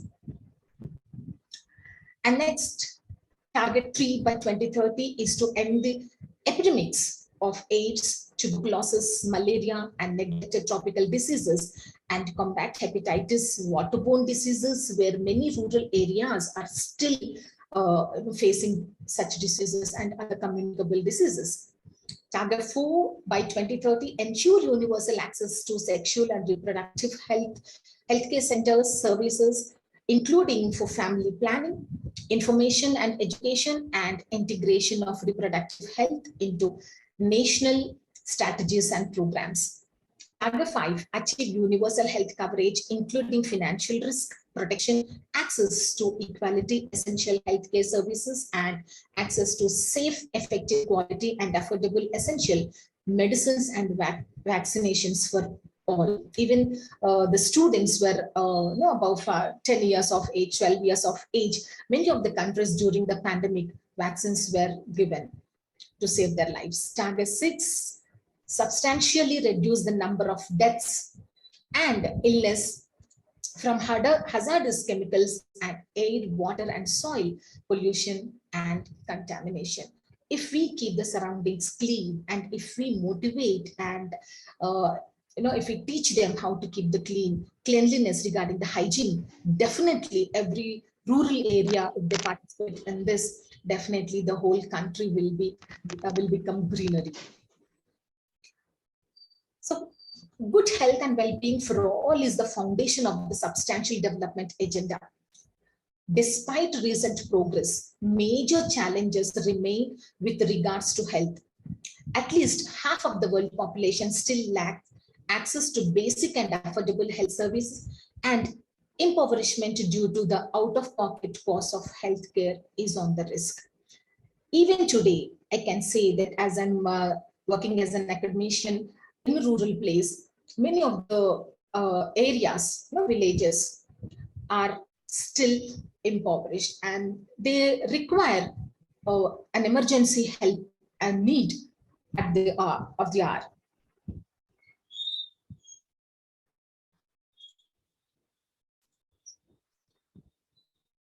So UNICEF has 4 keys that encourages all governments to ensure healthy life and promote well-being of all the children.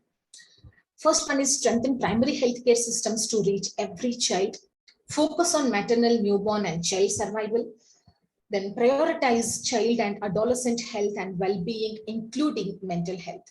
Support responses to reduce the impact on children and families of natural disasters, complex emergencies, and the demographic shifts. Now, I wanted to share a few pictures of my school where I'm really thankful to the government, where they're supporting very much with the government doctors, sending doctors to our schools.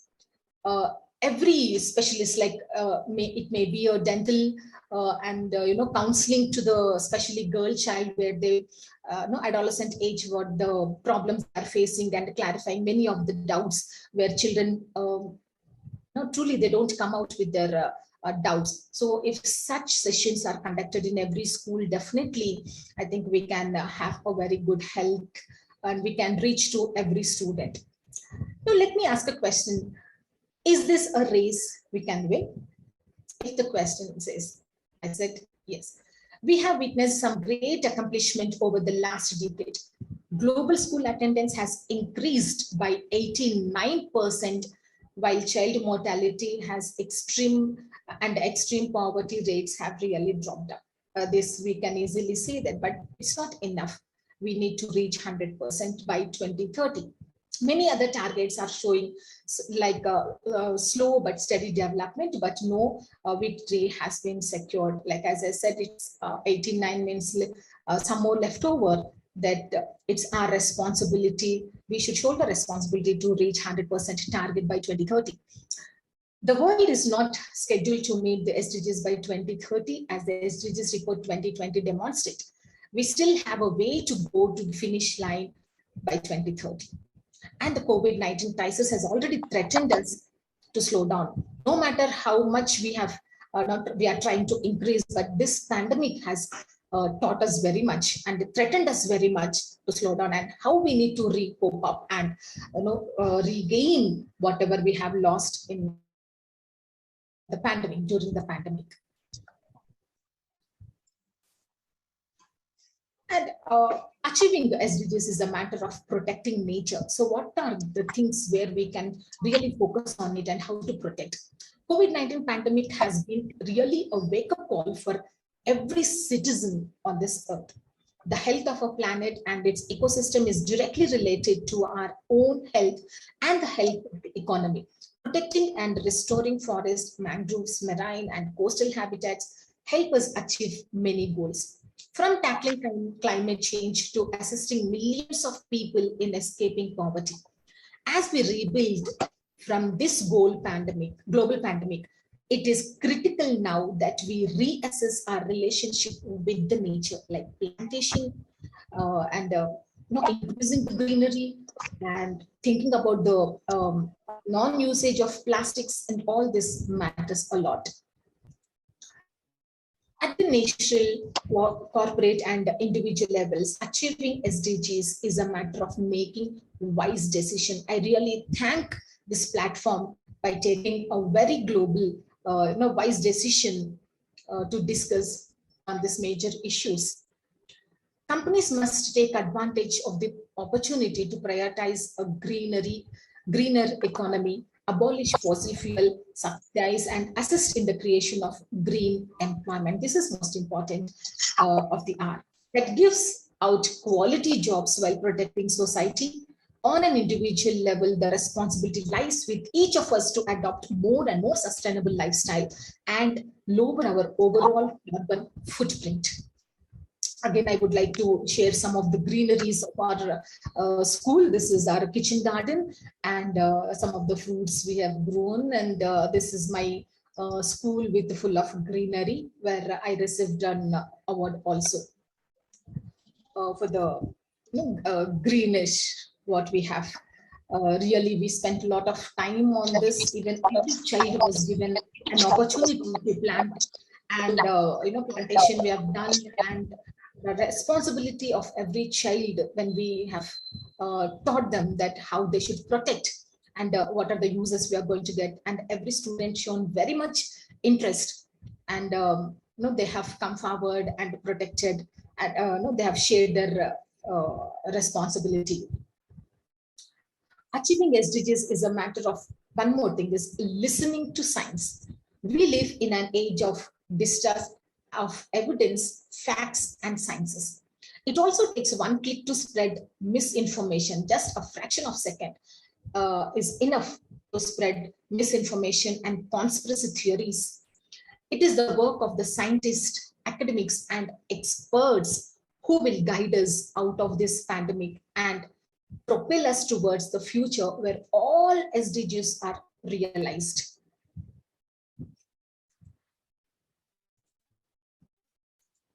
Achieving SDGs require, the main thing is cooperation. I'm really thankful to this platform where all the countries are very much cooperative in developing this. SDGs serve as a reminder that without shared responsibility and cooperation, nothing is possible.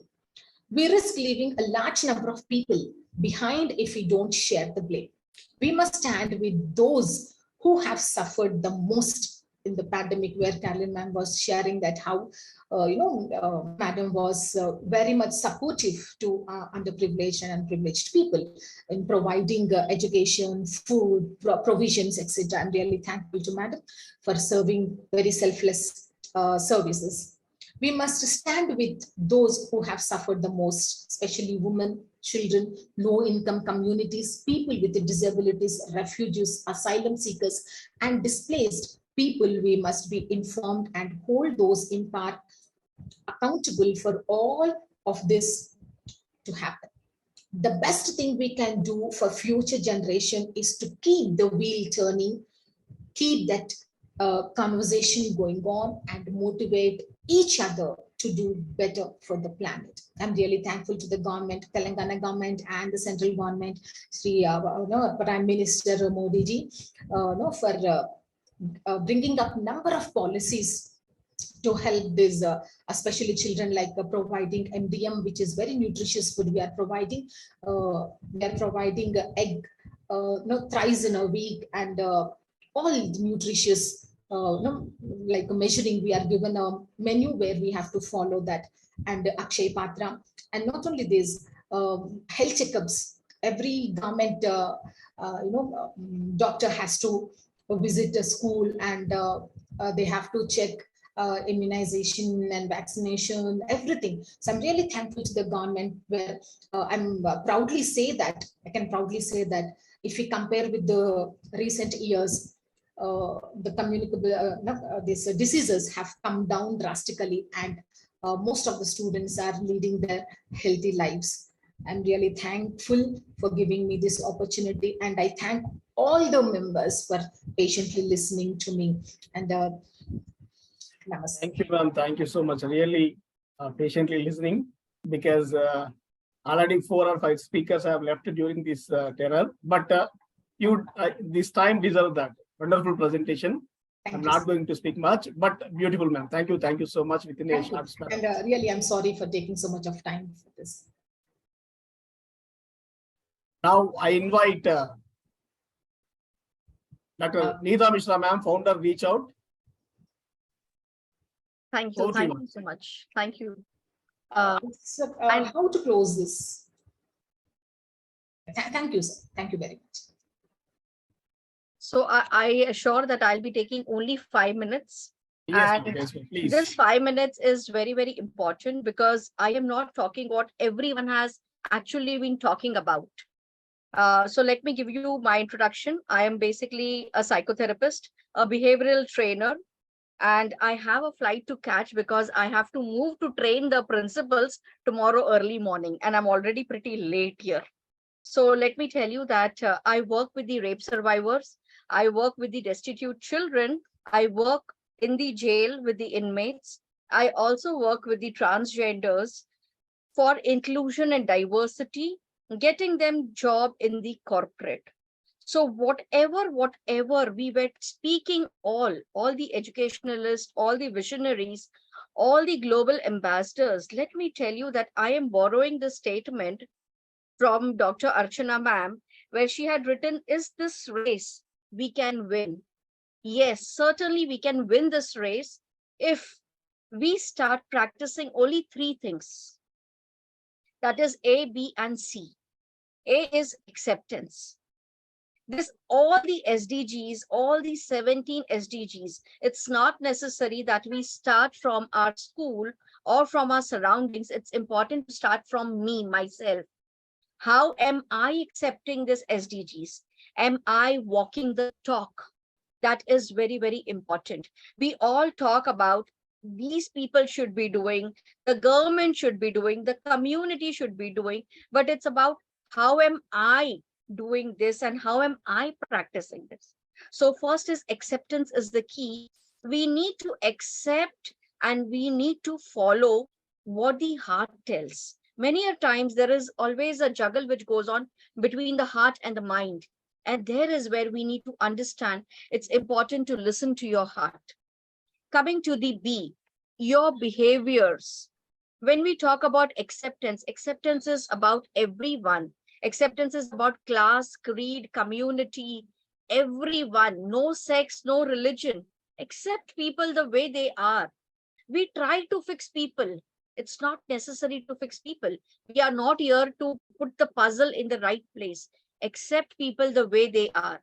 In our own house, we see that our parents, our siblings, our caretakers, our maids, no one is on the same page. We are all unique. We are all special.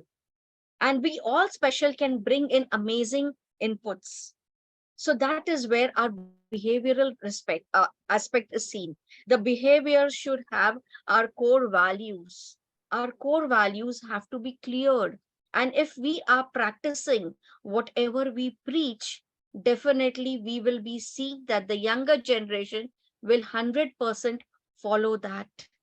We will not have to give in a special kind of treatment to anyway, where we are so scared that there would be a mental health pandemic. Why are we even thinking about it?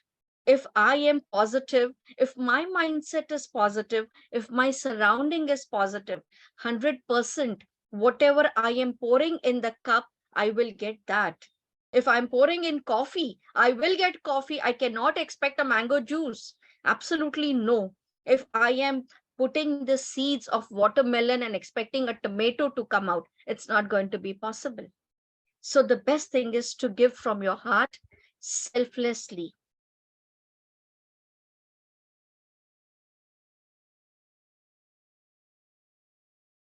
Level is deteriorating. Our patience level is coming very, very zero. And that is where we see there are problems with physical health, mental health, social health, emotional health, financial health, because all the finances are going to the doctors, healers, therapists. There is nothing which is getting maintained. So I think if we just have this ABC and this entire race, we all can win when we have such amazing souls like Raja Rao sir is there, Caroline ma'am. I have been interacting with Caroline ma'am with couple of platforms we have shared together. And she's a beautiful soul. And we have all the beautiful people. I think that is what Raja Rao sir has manifested to make this entire globe, entire universe peaceful, happy, healthy, and a cheerful place for everyone to stay. With this, I wrap up my 5 minutes. Thank you, sir, very, very much. Thank you, everyone. So let's remember our ABC, and this ABC allows us to be on this platform too. Thank you so much. Thank you so much, ma'am. That's so amazing. I am humbled and I am honored. I am blessed. The words you mentioned at the end about me, really. Thank you so much, ma'am. The words to describe your service. Not for the speech, but for your services first. Yes. The areas that you have chosen, that is really remarkable and amazing, ma'am. The first impression you have created with your services, really, that's so amazing. Then coming to your speech, that's, of course, we can expect that. It's a fantastic. Thank you, ma'am, because you are close to reality.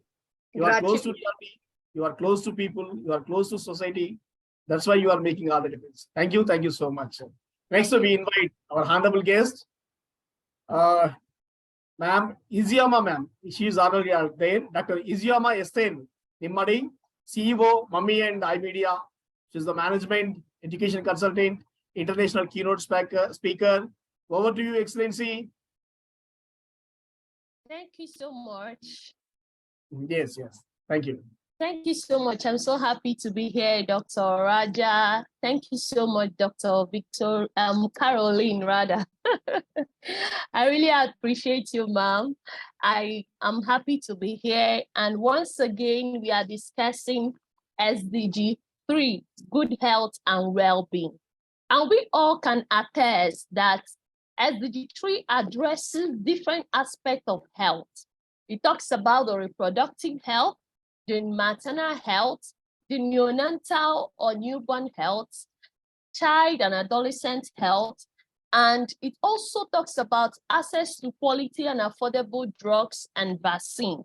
So today, I will quickly talk about the maternal health. That's the maternal and neonatal health. That will be my focus for today's event. Let me quickly share my screen.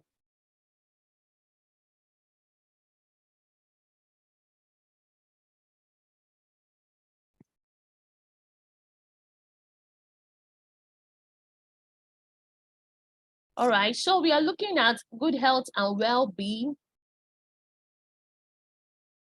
SDG3 ensures healthy lives and promotes well-being at all ages.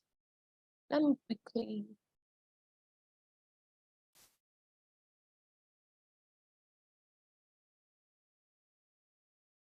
Like I said earlier in my introduction, SDG3 addresses different topics, different aspects: reducing child and maternal mortalities, disease prevention, improved sanitation and hygiene, mental health, increased access for medical services, efficient funding for health system, helping with COVID-19. So I'll be focusing on the maternal health. World Health Organization made it known a woman dies of pregnancy-related causes every 2 minutes.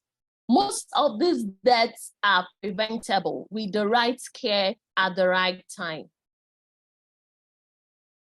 Current evidences suggest that the high rate of maternal and neonatal mortality in most third world countries is linked to 3 forms of maternal delay proposed by Tedros and Marin. The first is delay in making decisions to seek maternal health care. The second is delay in locating and arriving at a medical facility. The third is delay in receiving skilled pregnancy care when the woman gets to the health facility. These are the three things that are linked to neonatal and maternal mortality rates in most third world countries. And why am I interested in this? This is one of the things we do in Mommy and I. We create information, we create awareness for women to know they need proper medical care, they need proper antenatal care during pregnancy, because the high rate of maternal mortality is alarming, and we need to create awareness so that people will take their health more seriously, especially pregnant women, because when you are pregnant, you are not just taking care of yourself, you are also taking care of your child. Your child depends on you. Your child is trusting you as the mother to take the right medical decisions so that the child can finally make it to planet Earth. So the child cannot think for itself. The child is depending on you to take the right decision. So if you as a mother is aware of the necessary things you need to do during the time of pregnancy through delivery, you will make sure you do those things, and definitely your childbearing process will be easier. A new global target for reducing maternal death is stated that 216 women died for every 100,000 live births. That was in 2015. No woman should die in pregnancy and childbirth. How can women's lives be saved? Most maternal deaths are preventable, and as the healthcare solutions to prevent or manage complications are also well known. But the issue is a lot of women don't know all these things, because we still have women who are not enlightened, who are not educated. And SDG3 target 3.1 targets at reducing the global maternal mortality ratio to less than 70 per 100,000 live births. What is needed? What do we need to make this possible? We need political will and commitments. We need contraception and safe abortion services for countries that it is legal. We need strong health system with trained health workers and essential medicine. We need improved access to quality care before, during, and after childbirth. We need accountability. Every death must be accounted and its cost recorded, because if every death is accounted and its cost recorded, it will help us in knowing ways to prevent further occurrences. If we cannot trace the cause, it means it can still repeat itself again. Health and well-being, nutrition, education, water sanitation, and hygiene is very important during pregnancy and after, because it doesn't just end at the delivery of the baby. Even when the baby is delivered, the mother still needs to ensure that the right vaccine is taken, the right sanitation is put in place for the well-being of the baby to avoid infection and other forms of sepsis. Efforts to reach everyone everywhere should be made available. Here is a chart, a pie chart on causes of maternal deaths for complications. The hemorrhage is 20%, eclampsia or severe eclampsia, 20%, hemorrhage 27%, obstructed labor is 10%, sepsis is 24%, anemia is 27%, indirect causes such as HIV, tuberculosis, and malaria is 11%. Preventive and social measures. One of the preventive measures, early registration of pregnancy. Once a woman is pregnant, once a woman is is known to be pregnant, the woman should be encouraged to enroll for an antenatal care, because there are some things that may spring up in the course of pregnancy, such as blood pressure, anxiety disorder, and a lot of women don't even know these things happen. So every woman, and we should ensure that every woman around us takes proper antenatal care, at least 3 antenatal checkups. Dietary supplementation, including correction of anemia. You know, when you're pregnant, when you see a pregnant woman, you should ask certain questions if the woman is taking the right dietary supplement. It is important because you are not just eating for yourself. You are not taking these things for yourself. You are also taking these things for the baby. A lot of times you see women having deformed children, or maybe children with one deformation or the other, due to lack of certain important vitamins and minerals in the course of pregnancy. But if a woman is well informed and the right awareness is created, which is one of the things we do at Mommy and I, and that is why I'm so passionate about this topic. If you create the right awareness and women have this on their fingertips, that this is the right thing they are supposed to do in the course of pregnancy, you find out that we will have much healthier babies. Prevention of infection and hemorrhage during preparing, this is very important, because even in the course of delivery, if the right care is not taken, and if the right medical professional is not handling a woman's childbirth, you find out there are issues of hemorrhage, a woman bleeding excessively to death. This is preventable if we have the right knowledge as women. We have prevention of complications such as eclampsia, malpresentation, ruptured uterus. All these things can be discovered in the course of antenatal care, because as a woman goes for antenatal care, the baby is checked. Is the baby okay? Is the position okay? And if there is anything that is not in place, it is well addressed before the woman finally gets to the delivery stage. Prevention of maternal mortality, non-health related issues. I've talked about the health related issues. So these are some of the non-health related strategies that can be put in place. One is poverty eradication. Because of poverty, some women cannot afford antenatal care. They give that as an excuse, and they cannot even afford their drugs. So if poverty is eradicated in the third world countries, you find out that more women will be able to afford the right antenatal care and take their supplements. We also have improvement of literacy. Like I already stated, if women are more informed, if women are more aware of the right things to do, you find out that they will take better care of themselves, because self-preservation is a form of self-care. If you are a woman and you are enlightened, you are a woman in the arena, aware, alert, and you know the right things to do, definitely you will take care of yourself and embrace self-preservation. Women empowerment measures should be increased. Thank you so much, Dr. Raja, because your platform has really created a lot of awareness on issues about health. And I really the entire team of your organization for what you guys are doing, because it's amazing. And if we can continue like this, you find out that more women will be informed and more leaders will spread this message across several platforms. Thank you so much for having me. I had to quickly summarize because of our time. Fantastic, Excellency. You have focused on a serious issue, an issue which has to be addressed.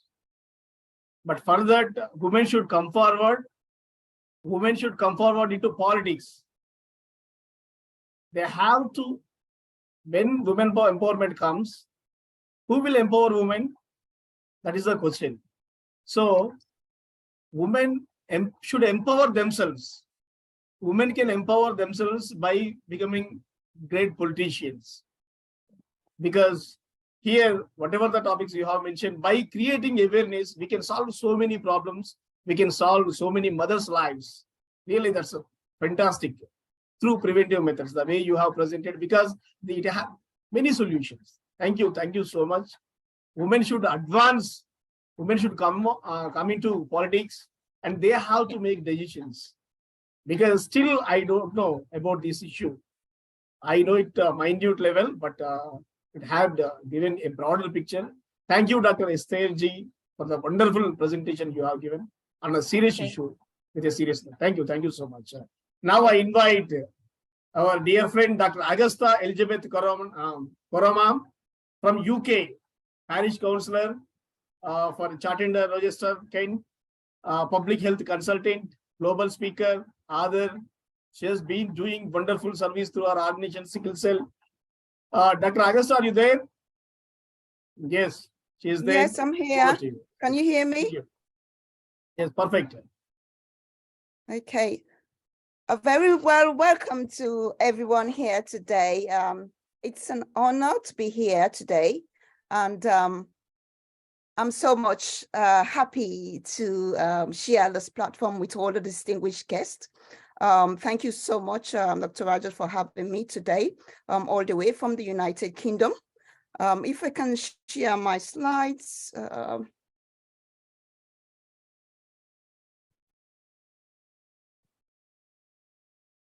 I don't know if I can see.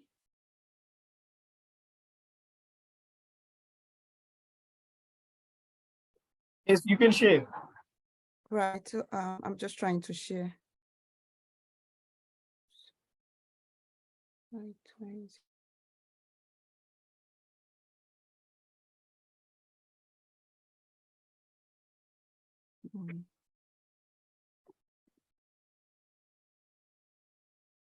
Yes, oh my God, this is.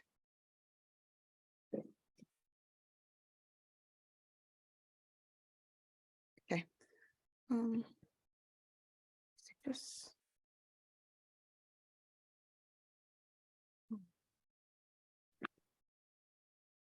There's a problem there, I think. I'm just finding it difficult to share my slides at the moment.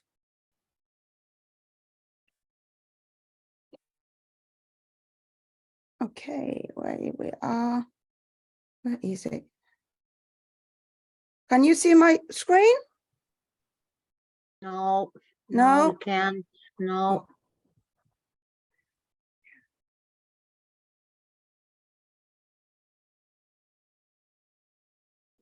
All right, sorry about that.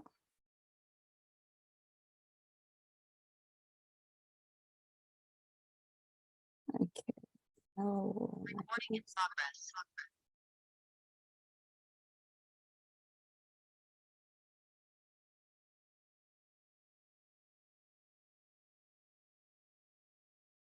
No, there is it.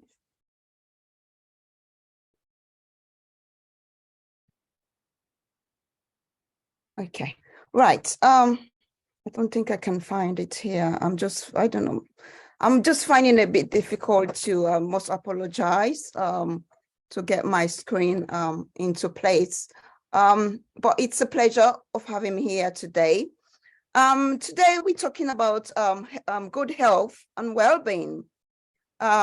We ensure healthy lives at all times in our lives. And the WHO, the World Health Organization, has deliberately launched the 2030 agenda focusing on tackling non-communicable diseases. It also covers health security as reproductive system, maternal, newborn, adolescents, health, infections, disease, universal health coverage. So in order for all of that, today I'm just generally going to talk about health and well-being in generally. How can this be achieved in a way? We all have a duty of care in our world. However, you can start with yourself by taking responsibility in protecting and promoting your own well-being. This can be done through choices you make, through holistic care and informed choices. It's so important that we make these choices. Making sure your children are up to date with their vaccination, and all the things that they have to do in terms of that. Making sure that we are actively in control of our health. It's also very much important. And eating healthily.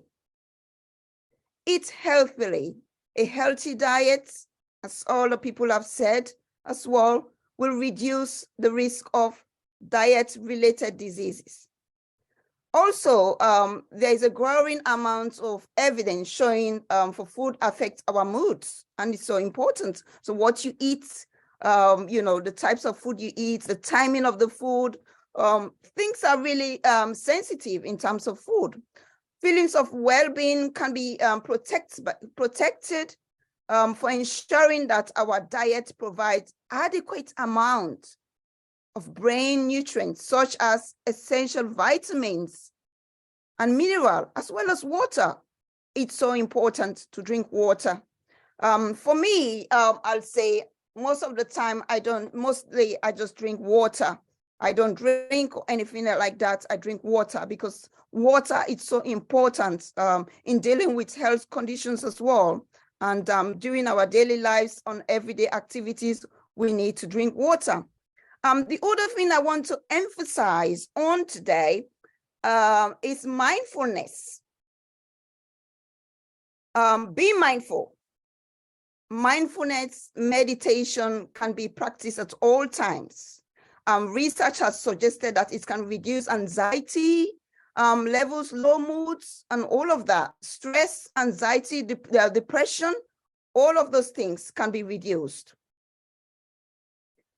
Right, and the next one is restful sleep. Most of us don't find time to sleep well enough.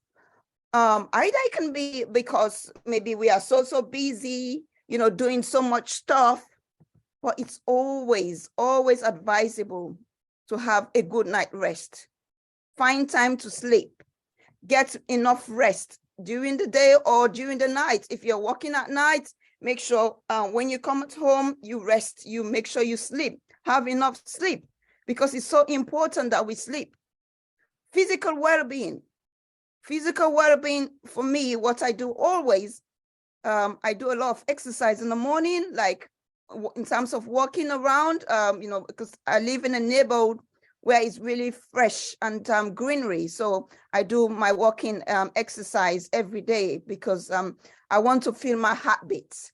I want to feel my heartbeat. I want to feel energized in a way. So make sure physical wellness is the ability to maintain a quality of life that allows you to get in a most better way, in a way. So it's so important that we do physical exercise in terms of either you go to the gym, different places that you can do that will help in terms of that. So, and what are I've got few 8 dimensions of wellness. We have the emotional wellness, with the physical I've just spoken about, the intellectual wellness, which I believe somebody spoke about as well, spiritual wellness. Spirituality can derive from beliefs, our faith, and values, ethics, or morals, principles that provides purpose and direction in our lives. A healthy spirit helps us to remain resilient and better prepared to face life's challenges. So it's, things are so, sometimes you can be very depressed in a way. So, so whatever your faith is really in terms of spirituality, I'm a Christian. So in most of the time, if I am facing difficult situations and all of that, I pray daily. I pray, daily in terms of my prayers, and it works for me. And so you do whatever works for you. But spirituality is so much important. Is wisdom and clarity of visions. It gives you so much focused in a way, in a mind-blowing testimony sometimes when you do engage in terms of spirituality. Emotional well-being. which I have touched in a way, emotional well-being, making sure that you're not stressed.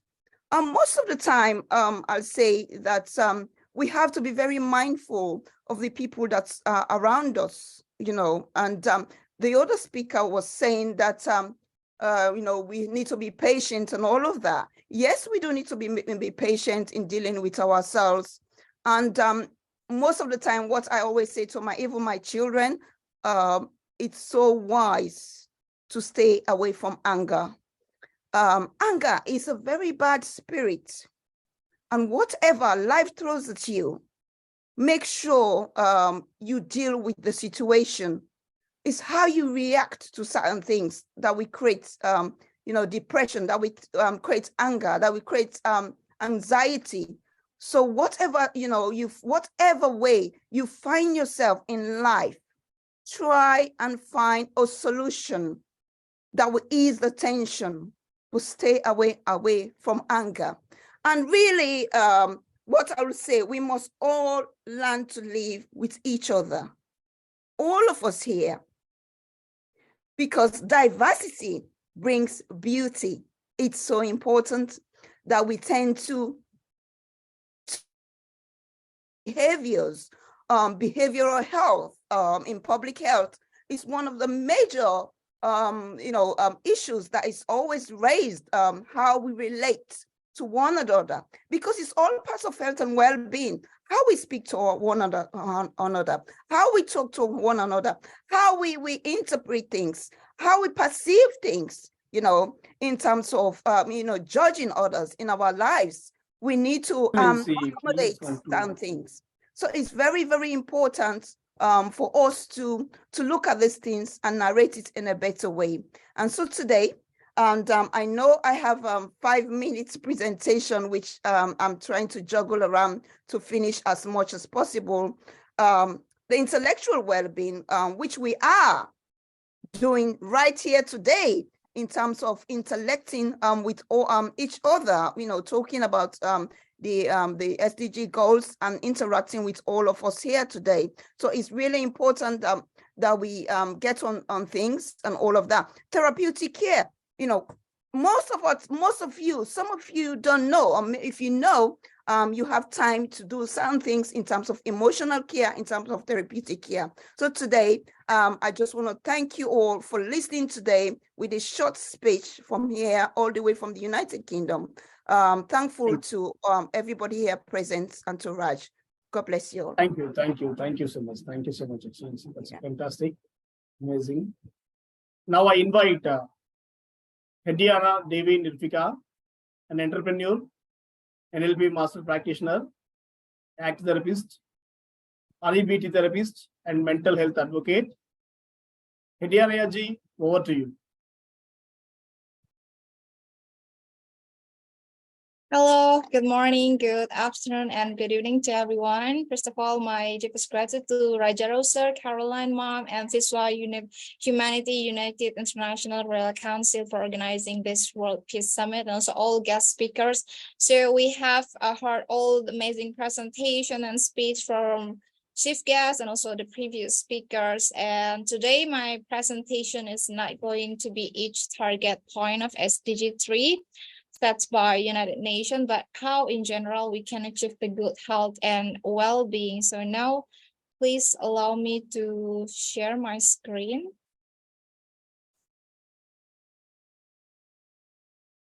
Okay, is it visible? Yes, absolutely. Okay, so before I'm going to start my presentation, I want to show a little short videos about how we actually can solve the overall problem of good health and well-being.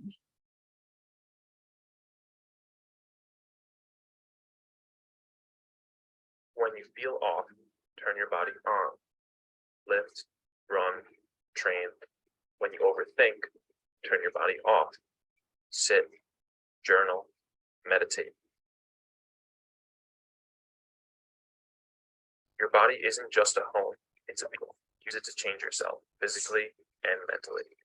So we are here in order to achieve good health and well-being. We have to be able to do skills such as on and off our body, because sometimes our body needs to be on and sometimes we need to be off, because yeah, we have so many activities in our daily basis, so we have to understand it. And yeah, next is benefits of well-being. I think the previous speakers already mentioned how it can be beneficial for our physical health, mental health, and even social connection. Yeah, we know that when we maintain a good health and well-being, it means like we have more energies. And in order to be a successful person, we have to save our energy and save it in a place that we need to serve it. Because yeah, when we are not physical healthy, then we not even going to go outside, for example, or even we cannot even attend an online meeting. So we have to be careful with it. And when we care about our mental health as well, of course, it's going to boost our well-being and overall and increase our potential for social interaction. Because when we have mental health issues, for example, we tend to isolate ourselves from other people. Maybe we don't want to meet a certain people, or maybe we tend to avoid a certain activities, which is maybe stop or avoid us from new opportunities. But when we can have a social connection with each other, or maybe with new people or even stranger, we can open new opportunities, which will be good for our future.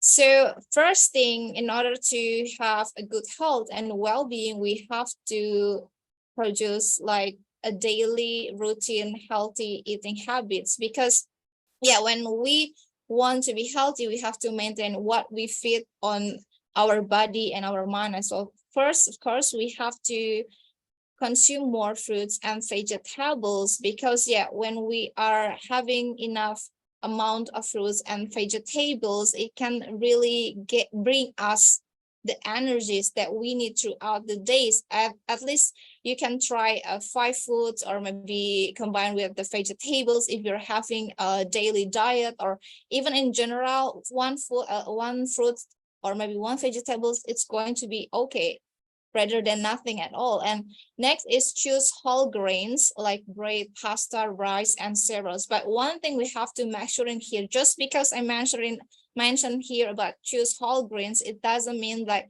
you can eat whatever or the amount of pasta or rice in too much. Remember that even all of this for kind of the foods that I mentioned, you have to take care in a good portion. You have to be balanced it. I mean, like you cannot take like maybe too much, because you know when we consume too much, then it's not going to be good for us. Next is, I think we have to avoid too much processed foods such as cookies, chips, or maybe any kind of sugary drinks, because yeah, it can really limit our bodies in certain level. And instead you can choose like more fresh fruit, vegetables, whole grains, or even proteins. And last one is choose lean proteins such as chicken, fish, tofu, or even beans and lentils, because yeah, it can really give you calories, but not in a high level of calories, but they also provide so much nutrition that your body needs in order to really finish your daily activities. So some people might think like, okay, when we talk about healthy diet or healthy food, it might be not delicious or less taste than the other food, but actually not. I have 5 examples here for delicious food that's still in a healthy way. First is grilled salmon with salsa avocado, like you can see in the picture here. Actually, it's not supposed to be with avocado salsa. In general, grilled salmon is always healthy and easy to serve. Next week, we also have lentil soup or even quinoa salad that can be easily served at home. Or you can try to make fruit smoothie that I think many people like it, or even Greek yogurt parfait. This kind of foods and drinks are really something that you can feel it, the deliciousness inside of it, but still in a healthy way. So one thing that we have to make sure in order to make a healthy foods is we have to avoid too much processed foods. Just because like we want to have a healthy food doesn't mean it's supposed to be tasteless. Sometimes we also have to taste the food that's still yummy, but in a healthy way. And you can always check on the internet what other more recipes that you can try at home. So next is, of course, to maintain our good health and well-being, we need to do exercise and physical activities. Like the previous speakers, I think most of them already mentioned about this, because yeah, it can improve our cardiovascular health, which is really help us to make high blood pressure not really in risk, because when we try to exercise, we tend to avoid this high blood pressure, because yeah, our body produces the more what we need. Next is it also can strengthen muscles and bones. Like as we get older, we might tend to have a weakened bones, and when we do exercise regularly, it can avoid or even prevent the risk of osteoporosis. So you can have healthy life, and you can still play with the grandchildren or even with your children, with your family members in a fun way. But we know that when we have osteoporosis problem, we tend to avoid several activities because we're afraid maybe we're going to break our bones and so on. Next, of course, it's going to help us to control our weight and also boost our mood, because when we do exercise regularly, it can release endorphins, which can balance and improve your mood. And of course, it's going to reduce the symptoms of depression and anxiety, because when we have balance enough mood, then even when you got a panic attack or maybe anxiety, your brain knows how to stimulate it in a normal way. Next, it can also enhance cognitive function, because yeah, it can reduce the cognitive decline in older adults. And the sixth is improved sleep. We know that so many research has shown that when we try to exercise regularly, it can help us to make our sleep pattern better, because yeah, your body knows when it's supposed to be relaxed and when it's supposed to be work and rest again. Because yeah, when we have a bad cycle of sleeping, we tend to keep doing it, because yeah, I'm trying to take a sleep, for example, 6 to 8 hours, but when we are get busier life, then we fall into that bad cycle again, and we got maybe additional anxiety or maybe stress and so on. So it can also affect our sleep pattern. But when you do exercise, no matter how tired you are or even so much things on your mind, you're going to sleep well at the night, because yeah, your body knows how to relax at the right time, because you already take enough time to move your body, for example. And of course, with the exercise and any kind of physical activity, it's going to reduce the stress, because it can release the cortisol hormone, which is leading to a lower stress levels, and it's going to be good for the overall well-being. Next is some physical activity that you can incorporate in your daily life. When we talk about exercise and physical activities, some people often give a result or maybe reason like, okay, I don't have time to go to the gym. So that's the excuse. Or the other excuse, I'm too busy and I don't know how to use equipment at the gym, for example, just to avoid any kind of physical activities. But actually not, we can simply take the stair instead of the elevator, and it's really kind of physical activity that can make us in a good health as well. Or we can try to park the car or any kind of vehicles far away so we can have a time to walk, or we can decide 15 or 10 minutes walking or jogging, maybe in the morning or after the work, or maybe you can simply do a light stretching or some yoga poses in the morning of before bed. The things that we have to remember, that exercise doesn't have to be a chore.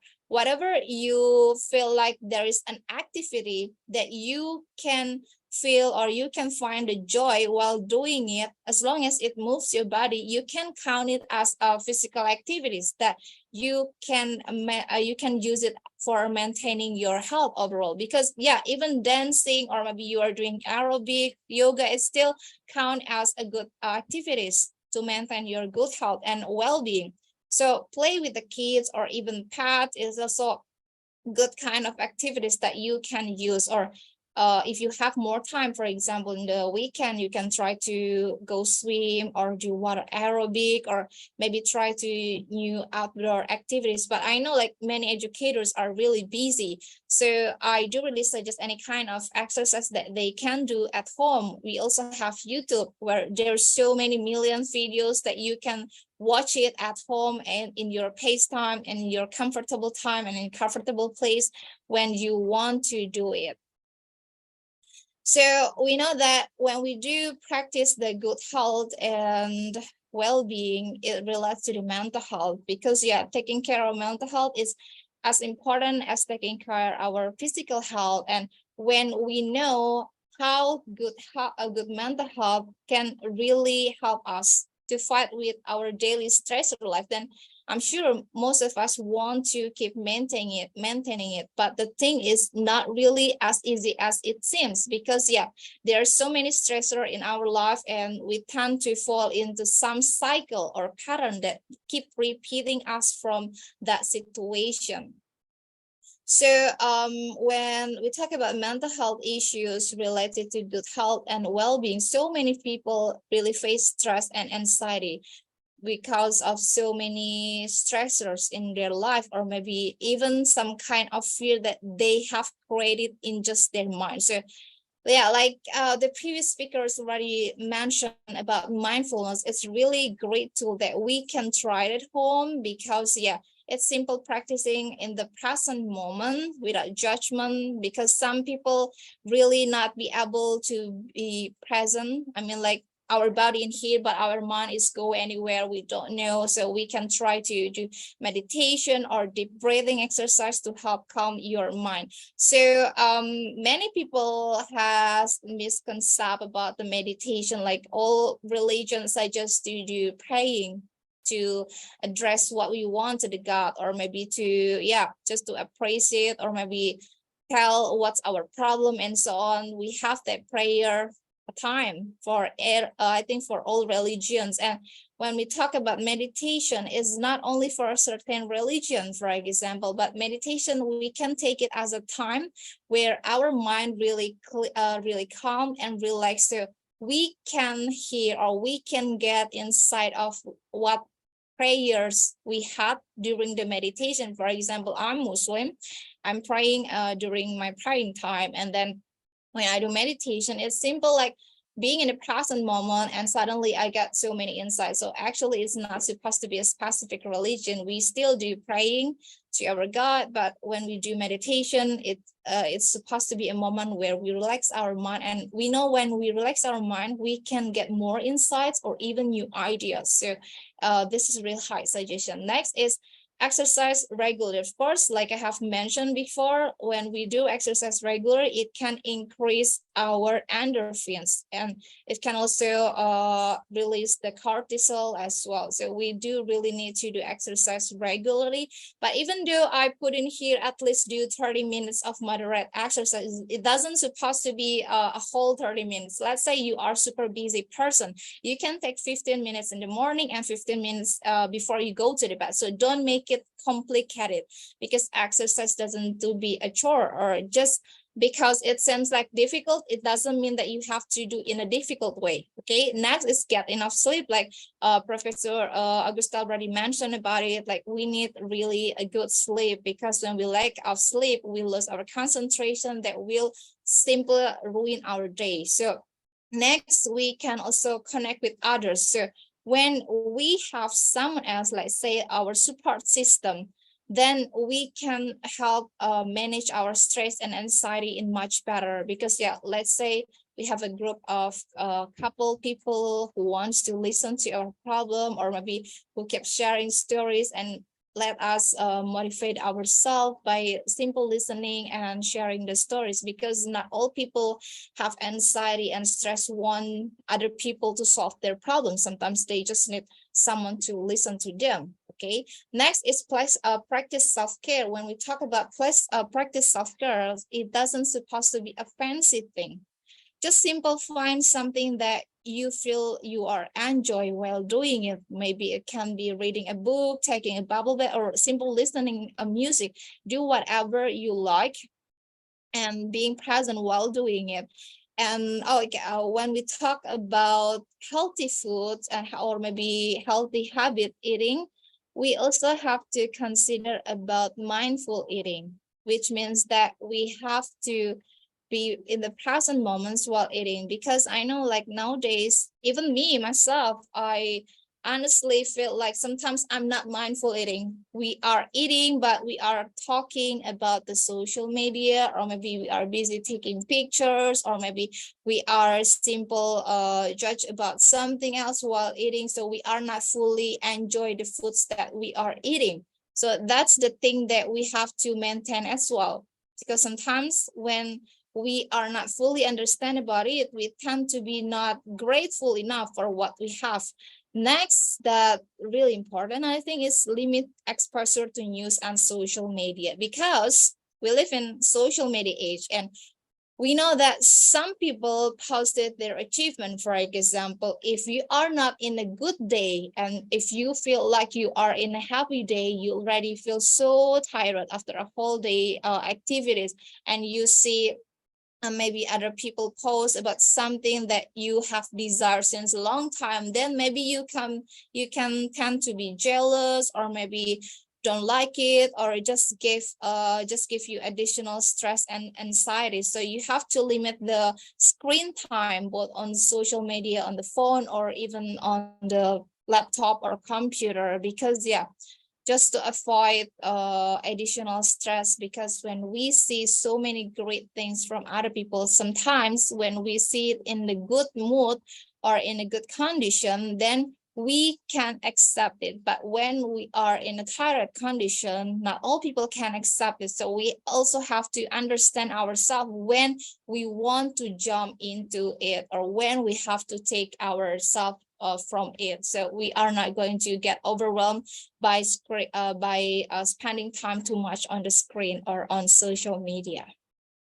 So in conclusion, maintaining good health and well-being is essential for living a fulfilling life. So when we can prioritize our physical and mental health, it means that we can also improve our quality of life, increase our productivity, and reduce the risk of chronic illnesses. Because one thing that we have to remember, that no matter how small the change in your life that you make it in daily, it still can make a good impact if you count it later in the day. So you have to appreciate yourself, no matter how small progress that you have made during the day. And making self-care priority and taking small steps toward a healthy lifestyle is supposed to be a great achievement for you and a good plan for you. Because we don't know, as we get older, our environment has changed, maybe the neighborhood and so on, or any kind of the foods around us have changed. So we have to maintain it. And I hope all of you can commit to take care of ourselves so we can live our lives to the fullest. Thank you so much for the attention, and thank you for listening to me. I'm giving back to Raja Rao, sir. Thank you so much. Thank you, Excellency. Thank you so much. It's wonderful. You have given an encyclopedia of health. Really, that's so wonderful. Thank you. Thank you so much. I invite Jakpata Kofiji. Are you there? Last speaker, Professor Dr. Ambassador Merin Miyaji. Over to you. Thank you so much, my dear Honorable Dr. Raja Rao, and to Dr. Caroline. I have to first give gratitude to both of you for allowing us all to be on the platform today and to be speaking about such important topics throughout the summit. Thank you to everyone who's also on the platform still. Many, many takeaways from so many people. So whomever is listening, good afternoon, good evening, and good morning to every one of you. I greet you all in the universal greeting of peace and blessings. It's lovely to see many of my fellow colleagues and speakers, Professor Nada, Sister Hardiana, and everyone else that's here. Thank you so much for being here as well. Topic today, so many takeaways, so many takeaways. And I know everyone is tired. So being the last speaker, I'm not going to want to actually summarize everybody's points and go over the same thing again. But I would like to just leave with a few questions, I think, for most of us who are on the panel that are educationists, and for everyone else who is actually listening to us later on, these are questions that I'm going to pose to you as opposed to giving you just answers about everything. I think many of the speakers so far have given you many answers to many things already, but I'm going to give you a couple of questions that I will leave with you that you would need to actually sit and decipher for yourself. The first is, if you have to look at this SDG we're talking about today, which is the good health and well-being. This is, of course, for humanity, not just any specific areas or any specific targets. There's many targets to the SDG, yes, but not any specific target group. But if you look at just those words alone, every individual that is listening to us right now, what do you define as good? What does good even mean to you? And when you look at the word health, what does that mean for you? If somebody talks about health, what are they defining for you? In most of the talks of today, I've heard lots of us correlate and bring together the fact that the mental health, physical health, emotional health, economical health, all of these things are joined together to holistically give you good health. But every individual out there will define this for themselves maybe differently. So this is why I pose that question to you. What for you is good and what for you is health? And then, of course, what exactly does well-being mean to every single person who's listening to us? What is wellness of your being? And if you are an individual out there, ask yourself to assess you right now. Leave humanity, leave community, and just think about you as an individual right now. And if you ask yourself the question, what about my wellness of my being? Do I need to change for me to actually give myself good health? And when you can answer that for yourself first, then you will be able to answer, how can I really make a difference in assessing the target areas for this SDG to make sure I can effect change to my community? So in essence, what I'm saying is it starts with each one of us.